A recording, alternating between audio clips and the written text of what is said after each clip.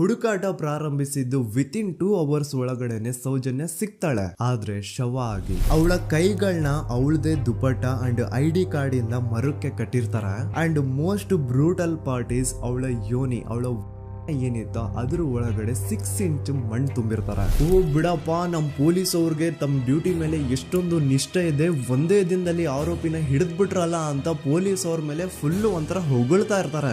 ಆದ್ರೆ ಪಾಪ ಜನರಿಗೆ ಎಲ್ಲಿ ಗೊತ್ತಿತ್ತು ಈ ಕೇಸ್ ನ ರಿಯಲ್ ಆರೋಪಿ ಬೇರೆ ಯಾರೋ ಇದಾರೆ, ಪೊಲೀಸ್ ಅವರೇ ಈ ಕೇಸ್ ನ ಮಿಸ್ಲೀಡ್ ಮಾಡೋದಕ್ಕೆ ಸುಮ್ನೆ ಸಂತೋಷ್ನ ಅರೆಸ್ಟ್ ಮಾಡಿದ್ದಾರೆ ಅಂತ. ಪೊಲೀಸ್ ಅವರು ಈ ಕೇಸ್ ಅಲ್ಲಿ ಕರಪ್ಟ್ ಆಗಿದ್ದಾರೆ, ಪೊಲೀಸ್ ಅವರೇ ಸತ್ಯ ಮುಚ್ಚಿಡ್ಲಿಕ್ಕೆ ಟ್ರೈ ಮಾಡ್ತಿದ್ದಾರೆ. ಹಾಗಾಗಿ ಈ ಕೇಸ್ ನ ಇನ್ಮುಂದೆ ಪೊಲೀಸ್ ಅವರಲ್ಲದೆ CBI ಅವರು ಇನ್ವೆಸ್ಟಿಗೇಷನ್ ಮಾಡಬೇಕು, ಈ ಕೇಸ್ ನ CBI ಒಪ್ಸಿ ಅಂತ ಅಗೇನ್ ಪ್ರೊಟೆಸ್ಟ್ ಗಳು ಸ್ಟಾರ್ಟ್ ಆಗ್ತವೆ. ಸೌಜನ್ಯ ಕೇಸ್ ಒಂದೇ ಅಲ್ಲ, ನಾರಾಯಣ ಹಾಗೂ ಯಮುನಾ ಕೇಸಲ್ಲೂ, ವೇದವಲ್ಲಿ ಕೇಸಲ್ಲೂ, ಆ ಬ್ಯಾಂಕ್ ಮ್ಯಾನೇಜರ್ ನ ಕೇಸಲ್ಲೂ ಹಾಗೂ ಪದ್ಮಲತಾ ಕೇಸಲ್ಲೂ ಸೀದಾ ಡೈರೆಕ್ಟ್ ಡೌಟ್ ಬರೋದೆ ಊರಿನ ಗೌಡ್ರ ಮೇಲೆ. ಸೌಜನ್ಯ ಕೇಸ್ ಬಿಟ್ಟು ಆ ಇನ್ನೊಂದು ಕೇಸ್ ಯಾವುದು, ಅದಕ್ಕೂ ಸಂತೋಷ್ಗೂ ಏನ್ ಸಂಬಂಧ, ಅದ್ರಲ್ಲಿ ಯಾಕೆ ಸಂತೋಷ್ನ ಪೊಲೀಸ್ ಅವರು ಫಿಟ್ ಮಾಡಿದ್ರು ಅಂತ ಪ್ರತಿಯೊಂದು ಹೇಳ್ತೀನಿ.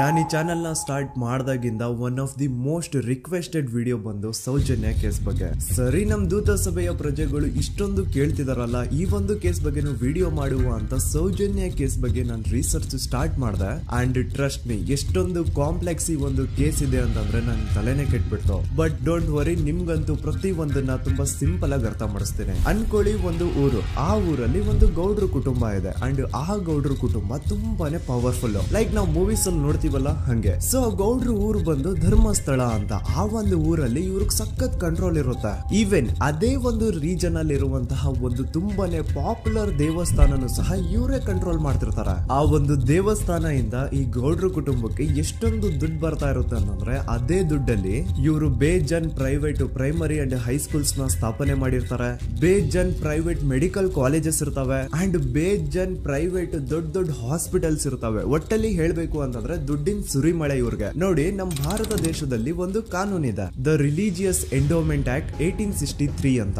ಬೇಸಿಕಲಿ ಈ ಒಂದು ಕಾನೂನು ಏನ್ ಹೇಳುತ್ತೆ ಅಂತಂದ್ರೆ, ಭಾರತದಲ್ಲಿ ಯಾವ್ದೆಲ್ಲ ಹಿಂದೂ ಟೆಂಪಲ್ಸ್ ಇದಾವೋ ಅವೆಲ್ಲ ಗವರ್ಮೆಂಟ್ ಪ್ರಾಪರ್ಟಿ. ಆ ಹಿಂದೂ ಟೆಂಪಲ್ಸ್ ನ ಮ್ಯಾನೇಜ್ಮೆಂಟ್ ಎಲ್ಲ ಗವರ್ಮೆಂಟ್ ಕೈಗೆ ಹೋಗಿ ಗವರ್ಮೆಂಟ್ ಡಿಸೈಡ್ ಮಾಡುತ್ತೆ ಆ ಮ್ಯಾನೇಜ್ಮೆಂಟ್ ಅಲ್ಲಿ ಯಾರ್ ಕೆಲ್ಸಕ್ಕೆ ಇರಬೇಕು, ಯಾರ್ ಕೆಲ್ಸಕ್ಕೆ ಇರಬಾರ್ದು, ಅಂಡ್ ಆ ಟೆಂಪಲ್ ಇಂದ ಬರ್ತಿರುವಂತಹ ಡೊನೇಷನ್ ಅಮೌಂಟ್ ನ ಏನ್ ಮಾಡಬೇಕು ಅಂತ. ಸೊ ಈ ಒಂದು ಕಾನೂನಿನ ಪ್ರಕಾರ ಗವರ್ಮೆಂಟ್ ಇಂಡಿಯಾದಲ್ಲಿ ಇರುವಂತಹ ಆಲ್ಮೋಸ್ಟ್ ಎಲ್ಲಾ ಹಿಂದೂ ಟೆಂಪಲ್ಸ್ ನ ತನ್ನ ಕಂಟ್ರೋಲ್ ಅಲ್ಲಿ ತಗೋತಾ ಇರ್ಬೇಕಾದ್ರೆ ಗವರ್ಮೆಂಟ್ ಅಫಿಷಿಯಲ್ಸ್ ಧರ್ಮಸ್ಥಳ ಶ್ರೀ ಮಂಜುನಾಥ ದೇವಸ್ಥಾನಕ್ಕೂ ರೀಚ್ ಔಟ್ ಮಾಡ್ತಾರೆ. ಅಂಡ್ ಆಗ ಇಷ್ಟು ದಿನ ಟೆಂಪಲ್ ನ ಕಂಟ್ರೋಲ್ ಮಾಡ್ತಿದ್ದಂತಹ ಆ ಗೌಡ್ರ ಕುಟುಂಬ ಏನ್ ಹೇಳುತ್ತೆ ಗೊತ್ತಾ, ಇಲ್ಲ ಇದು ಹಿಂದೂ ಟೆಂಪಲ್ ಅಲ್ಲ, ಇದು ಜೈನ್ ಫ್ಯಾಮಿಲಿಗೆ ಬಿಲಾಂಗ್ ಮಾಡುವಂತಹ ಒಂದು ಪ್ರೈವೇಟ್ ಟೆಂಪಲ್ ಅಂತ ಹೇಳ್ತಾರೆ. ನಾನು ಇಷ್ಟು ದಿನ ಧರ್ಮಸ್ಥಳ ಶ್ರೀ ಮಂಜುನಾಥ ದೇವಸ್ಥಾನ ಒಂದು ಹಿಂದೂ ಟೆಂಪಲ್ ಅಂತ ಅನ್ಕೊಂಡಿದ್ದೆ. ಆದ್ರೆ ಈಗಷ್ಟೇ ನನಗೂ ಗೊತ್ತಾಗಿದ್ದು ಇದು ಹಿಂದೂ ಟೆಂಪಲ್ ಅಲ್ಲ, ಇದು ಒಂದು ಜೈನ್ ಫ್ಯಾಮಿಲಿಗೆ ಬಿಲಾಂಗ್ ಮಾಡುವಂತಹ ಪ್ರೈವೇಟ್ ಜೈನ್ ಟೆಂಪಲ್ ಅಂತ.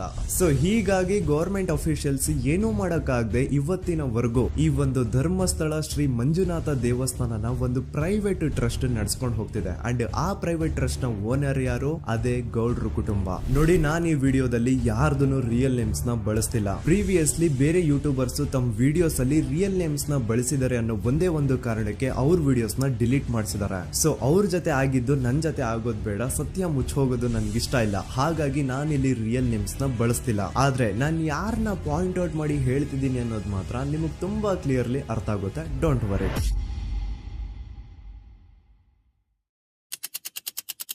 ದಿನಾಂಕ 9/10/2012. A very normal day for everyone except Soujanya.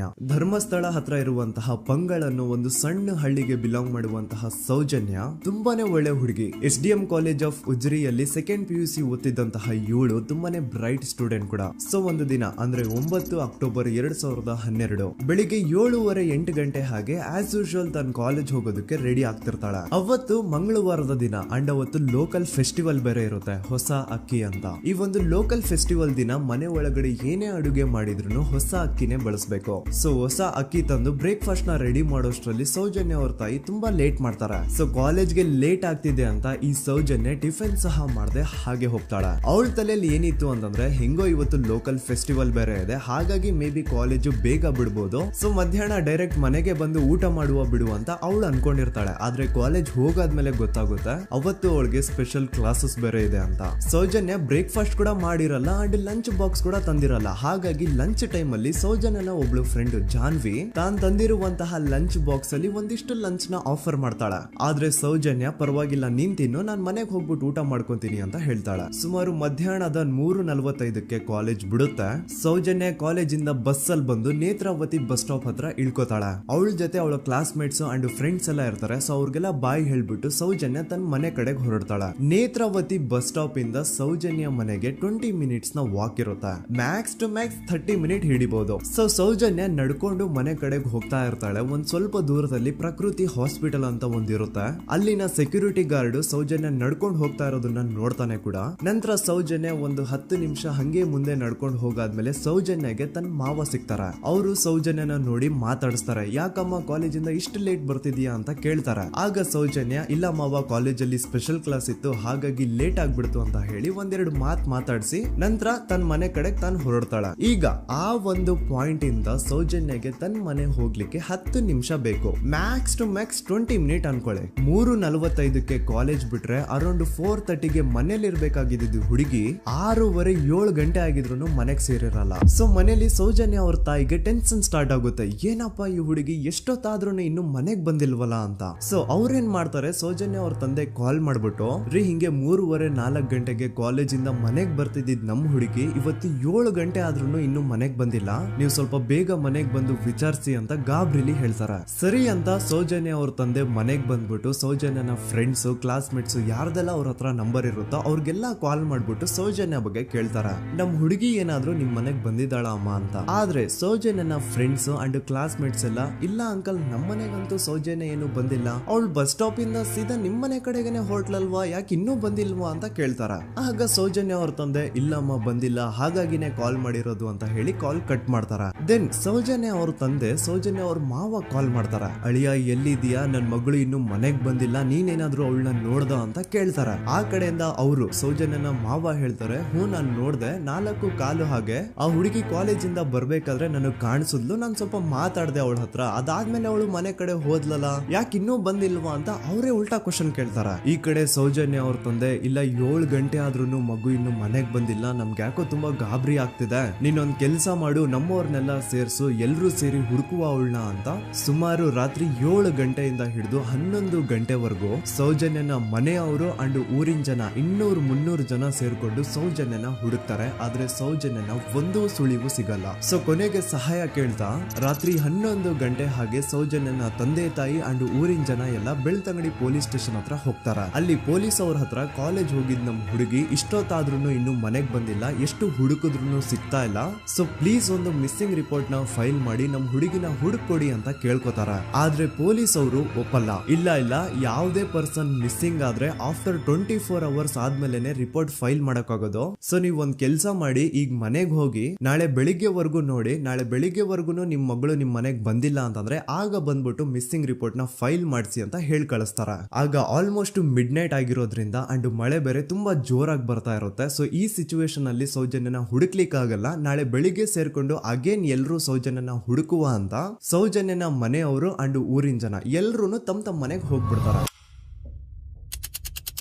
Next ದಿನ ಅಂದ್ರೆ 10 ಅಕ್ಟೋಬರ್ 2012 ಬುಧವಾರದ ದಿನ ಬೆಳಿಗ್ಗೆ 10 ಗಂಟೆ ಹಾಗೆ ಸೌಜನ್ಯನ ಮನೆಯವರು ಅಂಡ್ ಊರಿನ 200-300 ಜನ ಸೇರ್ಕೊಂಡು ಅಗೇನ್ ಸೌಜನ್ಯಗೋಸ್ಕರ ಹುಡುಕಾಟ ಸ್ಟಾರ್ಟ್ ಮಾಡ್ತಾರ. ಹುಡುಕಾಟ ಪ್ರಾರಂಭಿಸಿದ್ದು ವಿತಿನ್ 2 ಅವರ್ಸ್ ಒಳಗಡೆನೆ ಸೌಜನ್ಯ ಸಿಗ್ತಾಳೆ. ಆದ್ರೆ ಶವ ಆಗಿ ಆ 200-300 ಊರಿನ ಜನ ಎಲ್ಲ ಸೇರ್ಕೊಂಡು ಏನ್ ಸೌಜನ್ಯನ ಹುಡುಕ್ತಾ ಇದ್ರು ಅದರಲ್ಲಿ ಯಾರೋ ಒಬ್ರಿಗೆ ಸೌಜನ್ಯನ ಮನೆಯಿಂದ ಕೇವಲ 10 ನಿಮಿಷ ದೂರದಲ್ಲಿರುವಂತಹ ಒಂದು ಹಳ್ಳನ ದಡದಲ್ಲಿ ಸೌಜನ್ಯ ಮೃತದೇಹ ಸಿಗುತ್ತಾ. ಈಗ ಸತ್ತಿರುವಂತಹ ಸೌಜನ್ಯನ ಡೆಡ್ ಬಾಡಿ ಯಾವ ಒಂದು ಕಂಡೀಷನ್ ಅಲ್ಲಿ ಇತ್ತು ಅಂತ ಹೇಳ್ತೀನಿ, ಸ್ವಲ್ಪ ಗಮನ ಇಟ್ಟು ಕೇಳಿಸ್ಕೊಳ್ಳಿ. ಅವಳ ಕೈಗಳನ್ನ ಅವಳದೇ ದುಪಟ್ಟ ಅಂಡ್ ID ಕಾರ್ಡ್ ಇಂದ ಮರಕ್ಕೆ ಕಟ್ಟಿರ್ತಾರ. ಅವಳ ಬಾಡಿ ಎಲ್ಲ ನೇಕೆಡ್ ಇರುತ್ತೆ, ಮೈ ಮೇಲೆ ಸರಿಯಾದ ಬಟ್ಟೆ ಇರಲ್ಲ, ಮೈ ಮೇಲೆ ಮಲ್ಟಿಪಲ್ ಕಟ್ ಮಾರ್ಕ್ಸ್ ಇರುತ್ತೆ, ತುಂಬಾ ಜೋರಾಗಿ ಹೊಡೆದಿರುವಂತಹ ಗಾಯಗಳು ಮೈ ಮೇಲೆ ಎದ್ದು ಕಾಣಿಸ್ತಿರ್ತವೆ. ಅವಳ ರಿಪ್ಸ್ ಎದೆ ಭಾಗದ ಮೂಳೆಗಳೆಲ್ಲ ಮುರಿದು ಹೋಗ್ಬಿಟ್ಟಿರ್ತವೆ. And most brutal part is ಅವಳ ಯೋನಿ, ಅವಳ ಏನಿತ್ತು ಅದ್ರ ಒಳಗಡೆ 6 ಇಂಚ್ ಮಣ್ಣು ತುಂಬಿರ್ತಾರೆ. ಆ ಬಾಡಿ ಕಂಡೀಷನ್ ನ ನೋಡಿದಾದ್ಮೇಲೆ ಒಂದಂತೂ ತುಂಬಾ ಕ್ಲಿಯರ್ ಆಗಿ ಅರ್ಥ ಆಗುತ್ತೆ, ಅವಳನ್ನ ಯಾರೋ ತುಂಬಾ ಫೋರ್ಸ್ಫುಲಿ ಮಾಡಿ ನಂತರ ನಿರ್ದಯವಾಗಿ ಸಾಯಿಸಿದ್ದಾರೆ ಅಂತ. ಇಲ್ಲಿ ಕ್ರಿಮಿನಲ್ಸ್ ನ ಬುದ್ಧಿವಂತಿಕೆ ನೋಡಿ ಪೊಲೀಸ್ ಅವ್ರಿಗೆ ಏನೂ ಸುಳಿವು ಸಿಗ್ಬಾರ್ದು ಅಂತ ಅವಳ ಯೋನಿ ಒಳಗಡೆ 6 ಇಂಚ್ ಅಷ್ಟು ಮಣ್ಣು ತುಂಬ ಹೋಗಿರ್ತಾರೆ. ಸೊ ದೆನ್ ಪೊಲೀಸ್ ಅವ್ರಿಗೆ ವಿಷಯ ಗೊತ್ತಾಗುತ್ತೆ. ಅವರು ಸ್ಪಾಟ್ ಗೆ ಬಂದು ಸೌಜನ್ಯನ ಬಾಡಿನ ರಿಕವರ್ ಮಾಡಿ ಆ ಒಂದು ಸ್ಪಾಟ್ ನ ಕಂಪ್ಲೀಟ್ ಸೀಸ್ ಮಾಡ್ತಾರೆ. ಒಬ್ಳು ಸಾಮಾನ್ಯ ಮಿಡಲ್ ಕ್ಲಾಸ್ ಹುಡುಗಿ, ಒಬ್ಳು ವೆರಿ ಬ್ರೈಟ್ ಸ್ಟೂಡೆಂಟ್ ನ ಈ ಮಟ್ಟಿಗೆ ಇಷ್ಟು ನಿರ್ದಯವಾಗಿ ಸಾಯಿಸಿರೋದು ಯಾರು? ಇನ್ ಕೇಸ್ ಏನಾದ್ರೂ ಈ ಕ್ರೈಮ್ ಮಾಡಿದವನು ಸಿಕ್ಕಿ ಬಿದ್ರೆ ಅವನ್ನ ಸುಮ್ನೆ ಬಿಡಬಾರ್ದು ಅಂತ ಜನ ಆಕ್ರೋಶ ವ್ಯಕ್ತಪಡಿಸ್ತಾರೆ. ಅಂಡ್ ಗೆಸ್ ವಾಟ್, ನಮ್ ಪೊಲೀಸ್ ಅವರು ಇಷ್ಟೊಂದು ಫಾಸ್ಟ್ ಆಗಿ ಇನ್ವೆಸ್ಟಿಗೇಷನ್ ಕಂಪ್ಲೀಟ್ ಮಾಡ್ತಾರೆ ಅಂತ ನಾನಂತೂ ಎಕ್ಸ್ಪೆಕ್ಟ್ ಮಾಡಿರ್ಲಿಲ್ಲ. ಅಂಡ್ ಈವನ್ ಈ ಒಂದು ವಿಷಯದಿಂದ ಊರಿನ ಜನನು ಶಾಕ್ ಆಗ್ತಾರೆ. ಸೌಜನ್ಯ ಬಾಡಿ ಸಿಕ್ಕಿದ್ದ ನೆಕ್ಸ್ಟ್ ದಿನ ಅಂದ್ರೆ 11 ಅಕ್ಟೋಬರ್ 2012 ಸಂಜೆ 5 ಗಂಟೆ ಹಾಗೆ ಯಾರು ಸೌಜನ್ಯನ ಪಂಡು ಮರ್ಡರ್ ಮಾಡಿದ್ನೋ ಆ ಕ್ರಿಮಿನಲ್ ಕೂಡ ಸಿಕ್ಕಿ ಬೀಳ್ತಾನೆ. ಈಗ ನೀವು ಥಿಂಕ್ ಮಾಡ್ಬೋದು, ಸೌಜನ್ಯನ ಯಾರು ಮರ್ಡರ್ ಮಾಡಿದ್ರು ಅಂಡ್ ಯಾರ ಕ್ರೈಮ್ ನ ಮಾಡಿದ್ರು ಅವನು ನೆಕ್ಸ್ಟ್ ದಿನಾನೇ ಸಿಕ್ಕಿ ಬಿದ್ದ. ಹಾಗಿದ್ರೆ ಈ ಕೇಸ್ ಯಾವಾಗ್ಲೂ ಕ್ಲೋಸ್ ಆಗ್ಬಿಡ್ಬೇಕಿತ್ತು. ಆದ್ರೂ ಸ್ಟಿಲ್ ಇವತ್ತಿನ ದಿನವರೆಗೂ ಯಾಕೆ ಈ ಕೇಸ್ ಪದೇ ಪದೇ ನ್ಯೂಸ್ ಅಲ್ಲಿ ಬರುತ್ತೆ ಅಂದ್ರೆ, ನಮ್ ದೂತ ಸಭೆಯ ಪ್ರಜೆಗಳೇ ರೆಡಿ ಆಗಿ, ಆರೋಪಿ ಸಿಕ್ಕಾದ್ಮೇಲೆ ಈ ಕೇಸು ಕ್ಲೋಸ್ ಆಗಿಲ್ಲ. ಆಕ್ಚುಲಿ ಈ ಕೇಸು ಓಪನ್ ಆಗಿದ್ದೆ ಈಗ. ನೋಡಿ, ಸೌಜನ್ಯನ ಬಾಡಿ ಸಿಕ್ಕಿದ್ದು ನೆಕ್ಸ್ಟ್ ದಿನ ಅಂದ್ರೆ 11 ಅಕ್ಟೋಬರ್ 2012 PSI ಯೋಗೇಶ್ ಅವರು ಯಾರನ್ನ ಈ ಕೇಸಲ್ಲಿ ಅರೆಸ್ಟ್ ಮಾಡಿದ್ರು ಅಂದ್ರೆ ಆತನ ಹೆಸರು ಬಂದು ಸಂತೋಷ್ ರಾವ್. 28-29 ವಯಸ್ಸಿರುವಂತಹ Santosh Rao first of all ಧರ್ಮಸ್ಥಳದವನು ಅಲ್ವೇ ಅಲ್ಲ, ಅವನು ಶೃಂಗೇರಿ ಅವನು. ಸಂತೋಷ್ ರಾವ್ ನ ತಂದೆ ಸ್ಕೂಲ್ ಟೀಚರ್ ಅಂಡ್ ತಾಯಿ ಹೌಸ್ ವೈಫ್. ಸಂತೋಷ್ ಮೊದ್ಲಿಂದನೂ ಒಂದ್ ಸ್ವಲ್ಪ ಮೆಂಟಲಿ ಇಲ್ಲಿರೋದ್ರಿಂದ ಅವನಿಗೆ ವಿದ್ಯೆ ಬರಹ ಅನ್ನೋದು ತಲೆಗೆ ಹೋಗಿರಲ್ಲ. ಹಾಗಾಗಿ ಅವನು ಶೃಂಗೇರಿಯಲ್ಲಿ ಒಂದು ಹೋಟೆಲ್ ಅಲ್ಲಿ ಕೆಲಸ ಮಾಡ್ತಿರ್ತಾನೆ. ಮೆಂಟಲಿ ಅನ್ಸ್ಟೇಬಲ್ ಇದ್ರೂ ಸಹ ಈತನಿಗೆ ದೇವ್ರ ಮೇಲೆ ಬಹಳ ನಂಬಿಕೆ ಇರುತ್ತೆ. ಹಾಗಾಗಿ ತಿಂಗಳಿಗೆ ಒಮ್ಮೆ ಆದ್ರೂ, ಅಟ್ಲೀಸ್ಟ್ 2 ತಿಂಗಳಿಗೆ ಒಮ್ಮೆ ಆದ್ರೂ ಈತ ಯಾವ್ದಾದ್ರು ಒಂದು ಪುಣ್ಯಕ್ಷೇತ್ರಕ್ಕೆ ವಿಸಿಟ್ ಮಾಡಿ ಬರ್ತಿರ್ತಾನೆ. ಹಾಗೇನೆ ಈ ಸತಿನೂ ಸಹ ಈತ ಧರ್ಮಸ್ಥಳಕ್ಕೆ ಬಂದಿರ್ತಾನೆ. ಇವನು ಧರ್ಮಸ್ಥಳಕ್ಕೆ ಬಂದಿದ್ದು ದಿನಾಂಕ 9 ಅಕ್ಟೋಬರ್ 2012. ಈ ದಿನಾಂಕನ ಸ್ವಲ್ಪ ನೋಟ್ ಮಾಡಿ ಇಟ್ಕೊಳ್ಳಿ, ಯಾಕಂತಂದ್ರೆ ಮುಂದೆ ಈ ಕೇಸಲ್ಲಿ ಇದೇ ಮೇಜರ್ ಟರ್ನಿಂಗ್ ಪಾಯಿಂಟ್. ಸೊ ಸೌಜನ್ಯನ ಡೆತ್ ಆಗಿಂತ ಒಂದು ದಿನ ಹಿಂದೆ ಧರ್ಮಸ್ಥಳಕ್ಕೆ ಬಂದಿರುವಂತಹ ಸಂತೋಷ್ ರಾವ್ಗೆ ಎಲ್ಲನೂ ಉಳ್ಕೊಳ್ಳಿಕ್ಕೆ ಹೋಟೆಲ್ ಅಲ್ಲಿ ಅಥವಾ ಲಾಡ್ಜ್ ಅಲ್ಲಿ ರೂಮ್ ಸಿಗಲ್ಲ. ರೀಸನ್ ಇಷ್ಟೇ, ಸಂತೋಷ್ ರಾವ್ ನೋಡ್ಲಿಕ್ಕೆ ಸ್ವಲ್ಪ ಮೆಂಟಲಿ ಅನ್ಸ್ಟೇಬಲ್ ಪರ್ಸನ್ ತರ ಇರ್ತಾನೆ. ಅವನ ಅವತಾರ, ಅವನ ವೇಷಭೂಷಣ ಅಷ್ಟು ಸರಿ ಇರಲ್ಲ. ಹಾಗಾಗಿ ಇವನ್ಗೆ ಯಾವುದೇ ಒಂದು ಹೋಟೆಲ್ ಅಲ್ಲಿ ಅಥವಾ ಲಾಡ್ಜ್ ಅಲ್ಲಿ ಎಲ್ಲಿನೂ ರೂಮ್ ಸಿಗಲ್ಲ. ಸೊ ಉಳ್ಕೊಳ್ಳೋಕೆ ಜಾಗ ಸಿಗದೆ ಇವನೇನ್ ಮಾಡ್ತಾನೆ, ಅಲ್ಲೇ ಹತ್ರದಲ್ಲಿರುವಂತಹ ಬಾಹುಬಲಿ ಬೆಟ್ಟಕ್ಕೆ ಹೋಗಿ ಅಲ್ಲಿರುವಂತಹ ಬಾಹುಬಲಿ ಸ್ಟ್ಯಾಚು ಹತ್ರನೇ ಆಶ್ರಯ ತಗೊಳ್ತಾನೆ. ಅಂಡ್ 1-2 ದಿನ ಅವನು ಅಲ್ಲೇ ಉಳ್ಕೋತಾನೆ ಕೂಡ. ಡೇ ಟೈಮ್ ಅಲ್ಲಿ ಧರ್ಮಸ್ಥಳಕ್ಕೆ ಬಂದು ಧರ್ಮಸ್ಥಳ ಶ್ರೀ ಮಂಜುನಾಥ ದೇವಸ್ಥಾನದಲ್ಲಿದ್ದು ಅಲ್ಲೇ ಪ್ರಸಾದ ಊಟ ಎಲ್ಲ ಮಾಡಿ ನಂತರ ನೈಟ್ ಆಗ್ತಿದ್ದಂಗೆ ಬಾಹುಬಲಿ ಬೆಟ್ಟಕ್ಕೆ ಹೋಗಿ ಆ ಸ್ಟ್ಯಾಚು ಹತ್ರನೇ ಮಲ್ಕೊಳ್ತಿರ್ತಾನೆ. ಸೊ ಒಂದು ದಿನ ಅಂದ್ರೆ 11 ಅಕ್ಟೋಬರ್ 2012 ಸಂಜೆ 5 ಗಂಟೆ ಹಾಗೆ ಈ ಸಂತೋಷ್ ರಾವ್ ತನ್ನ ಪಾಡಿಗೆ ತಾನು ಆ ಬೆಟ್ಟದ ಮೇಲೆ ಕೂತ್ಕೊಂಡು ಸೀನರೀಸ್ ನ ಎಂಜಾಯ್ ಮಾಡ್ತಾ ಇರಬೇಕಾದ್ರೆ ಯಾರೋ ಅದೇ ಊರಿನ 5 ಜನ ಕಿಡಿಗೇಡಿಗಳು ಬಂದು ಇವನ ಹತ್ರ ಜಗಳ ತೆಗಿತಾರ. ಈ 5 ಜನ ಯಾರು ಅಂತ ನಂತರ ಹೇಳ್ತೇನೆ. ಸೊ ಈ 5 ಜನ ಕಿಡಿಗೇಡಿಗಳು ಸಂತೋಷ್ ರಾವ್ ಹತ್ರ ಜಗಳ ತೆಗೆದು ಅವನ ಅವಾಚ್ಯ ಶಬ್ದಗಳಿಂದ ಬೈದು ಅವನ್ನ ಹೊಡೆದು, ಅಷ್ಟೇ ಸಾಲದೆ ಆ 5 ಜನ ಸಂತೋಷ್ ರಾವ್ನ ಪೊಲೀಸ್ ಸ್ಟೇಷನ್ಗೆ ಎಳ್ಕೊಂಡ್ ಬಂದು ಇವನು ನಾವು ಬಾಹುಬಲಿ ಬೆಟ್ಟಕ್ಕೆ ಅಂತ ಹೋಗಿದ್ರೆ ಅಲ್ಲಿ ನಮ್ಮ ಮೇಲೆ ಅಟ್ಯಾಕ್ ಮಾಡ್ದ, ಇವ್ನು ನೋಡ್ಲಿಕ್ಕೂ ಸಹ ಒಳ್ಳೆ ಸೈಕೋ ಕಿಲ್ಲರ್ ಇದ್ದಂಗಿದಾನೆ, ನಮ್ಗೆ ಯಾಕೋ ನಿನ್ನೆ ನಮ್ಮೂರಲ್ಲಿ ನಡೆದಿರುವಂತಹ ಘಟನೆ ಆ ಸೌಜನ್ಯನ ಮರ್ಡರ್ ಇವನೇ ಮಾಡಿದಾನೆ ಅಂತ ಡೌಟ್ ಬರ್ತಿದೆ ಅಂತ ಆ 5 ಜನ ಕಿಡಿಗೇಡಿಗಳು ಸಂತೋಷ್ ರಾವ್ನ ಪೊಲೀಸ್ ಅವ್ರ ಹತ್ರ ಹಾಕೊಡ್ತಾರೆ. ಅಂಡ್ ಪೊಲೀಸ್ ಅವರು ಕೂಡ ಎಂತವ್ರು ನೋಡಿ, ಯಾರೋ 5 ಜನ ಕಿಡಿಗೇಡಿಗಳು ಬಂದು ಇವನೇ ಕೊಲೆ ಮಾಡಿದಾನೆ ಅಂತ ಹೇಳಿದ ತಕ್ಷಣ ಹಿಂದೆ ಮುಂದೆ ಕ್ರಾಸ್ ಚೆಕ್ ಮಾಡದೆ ಸಂತೋಷ್ ರಾವ್ನ ಅರೆಸ್ಟ್ ಮಾಡಿ ಸೌಜನ್ಯ ಕೇಸ್ನ ಆರೋಪಿ ಸಿಕ್ಕಿದಾನೆ ಅಂತ ಎಲ್ಲಾ ಕಡೆ ಘೋಷಣೆ ಮಾಡ್ಬಿಡ್ತಾರ. ಜನರಿಗೆ ಈ ಕಡೆ ಒಂಥರ ನೆಮ್ಮದಿ, ಓ ಬಿಡಪ್ಪ ನಮ್ ಪೊಲೀಸ್ ಅವ್ರಿಗೆ ತಮ್ಮ ಡ್ಯೂಟಿ ಮೇಲೆ ಎಷ್ಟೊಂದು ನಿಷ್ಠೆ ಇದೆ, ಒಂದೇ ದಿನದಲ್ಲಿ ಆರೋಪಿನ ಹಿಡಿದ್ಬಿಟ್ರಲ್ಲ ಅಂತ ಪೊಲೀಸ್ ಅವ್ರ ಮೇಲೆ ಫುಲ್ ಒಂಥರ ಹೊಗಳ್ತಾ ಇರ್ತಾರೆ. ಆದ್ರೆ ಪಾಪ ಜನರಿಗೆ ಎಲ್ಲಿ ಗೊತ್ತಿತ್ತು ಈ ಕೇಸ್ ನ ರಿಯಲ್ ಆರೋಪಿ ಬೇರೆ ಯಾರೋ ಇದಾರೆ, ಪೊಲೀಸ್ ಅವರೇ ಈ ಕೇಸ್ ನ ಮಿಸ್ಲೀಡ್ ಮಾಡೋದಕ್ಕೆ ಸುಮ್ನೆ ಸಂತೋಷ್ ನ ಅರೆಸ್ಟ್ ಮಾಡಿದ್ದಾರೆ ಅಂತ. ಸೊ ಸಂತೋಷ್ ರಾವ್ ಒಂದು ಹುಡುಗಿಯ ರೇಪ್ ಅಂಡ್ ಮರ್ಡರ್ ಕೇಸ್ ಅಲ್ಲಿ ಅರೆಸ್ಟ್ ಆಗಿದ್ದಾನೆ ಅನ್ನೋ ವಿಷಯ ಸಂತೋಷ್ ನ ತಾಯಿಗೆ ಗೊತ್ತಾದಾಗ ಅವ್ರ ಪಾಪ ನೋವಲ್ಲಿ ಕುರ್ಗಿ ಸಾಯ್ತಾರ. ಅಂಡ್ ಇನ್ನು ಅವ್ರ ತಂದೆ ಒಂದು ಕಡೆ ಪಾಪ ಹೆಂಡತಿನ ಕಳ್ಕೊಂಡಿರುವಂತಹ ನೋವು, ಇನ್ನೊಂದು ಕಡೆ ಮಗ ನೋಡಿದ್ರೆ ಯಾವ್ದೋ ಫಾಲ್ಸ್ ಕೇಸ್ ಅಲ್ಲಿ ಅರೆಸ್ಟ್ ಆಗಿದ್ದಾನೆ. ಈ ಕಡೆ ಕೇಸ್ ನ ಇನ್ವೆಸ್ಟಿಗೇಷನ್ ನಡೀತಾ ಇದೆ. ಅಂಡ್ ಇಲ್ಲಿ ನಾನು PSI ಯೋಗೇಶ್ ಅವ್ರ ಬಗ್ಗೆ ಅಂತೂ ಮೆನ್ಷನ್ ಮಾಡ್ಲೇಬೇಕು. ಈ ಪೊಲೀಸ್ ಆಫೀಸರು ಗೊತ್ತಿದ್ದು ಈ ತಪ್ಪನ ಮಾಡಿದ್ರು ಅಥವಾ ಗೊತ್ತಿಲ್ದೇನೆ ಈ ತಪ್ಪನ ಮಾಡಿದ್ರು ನನ್ಗಂತೂ ಗೊತ್ತಿಲ್ಲ.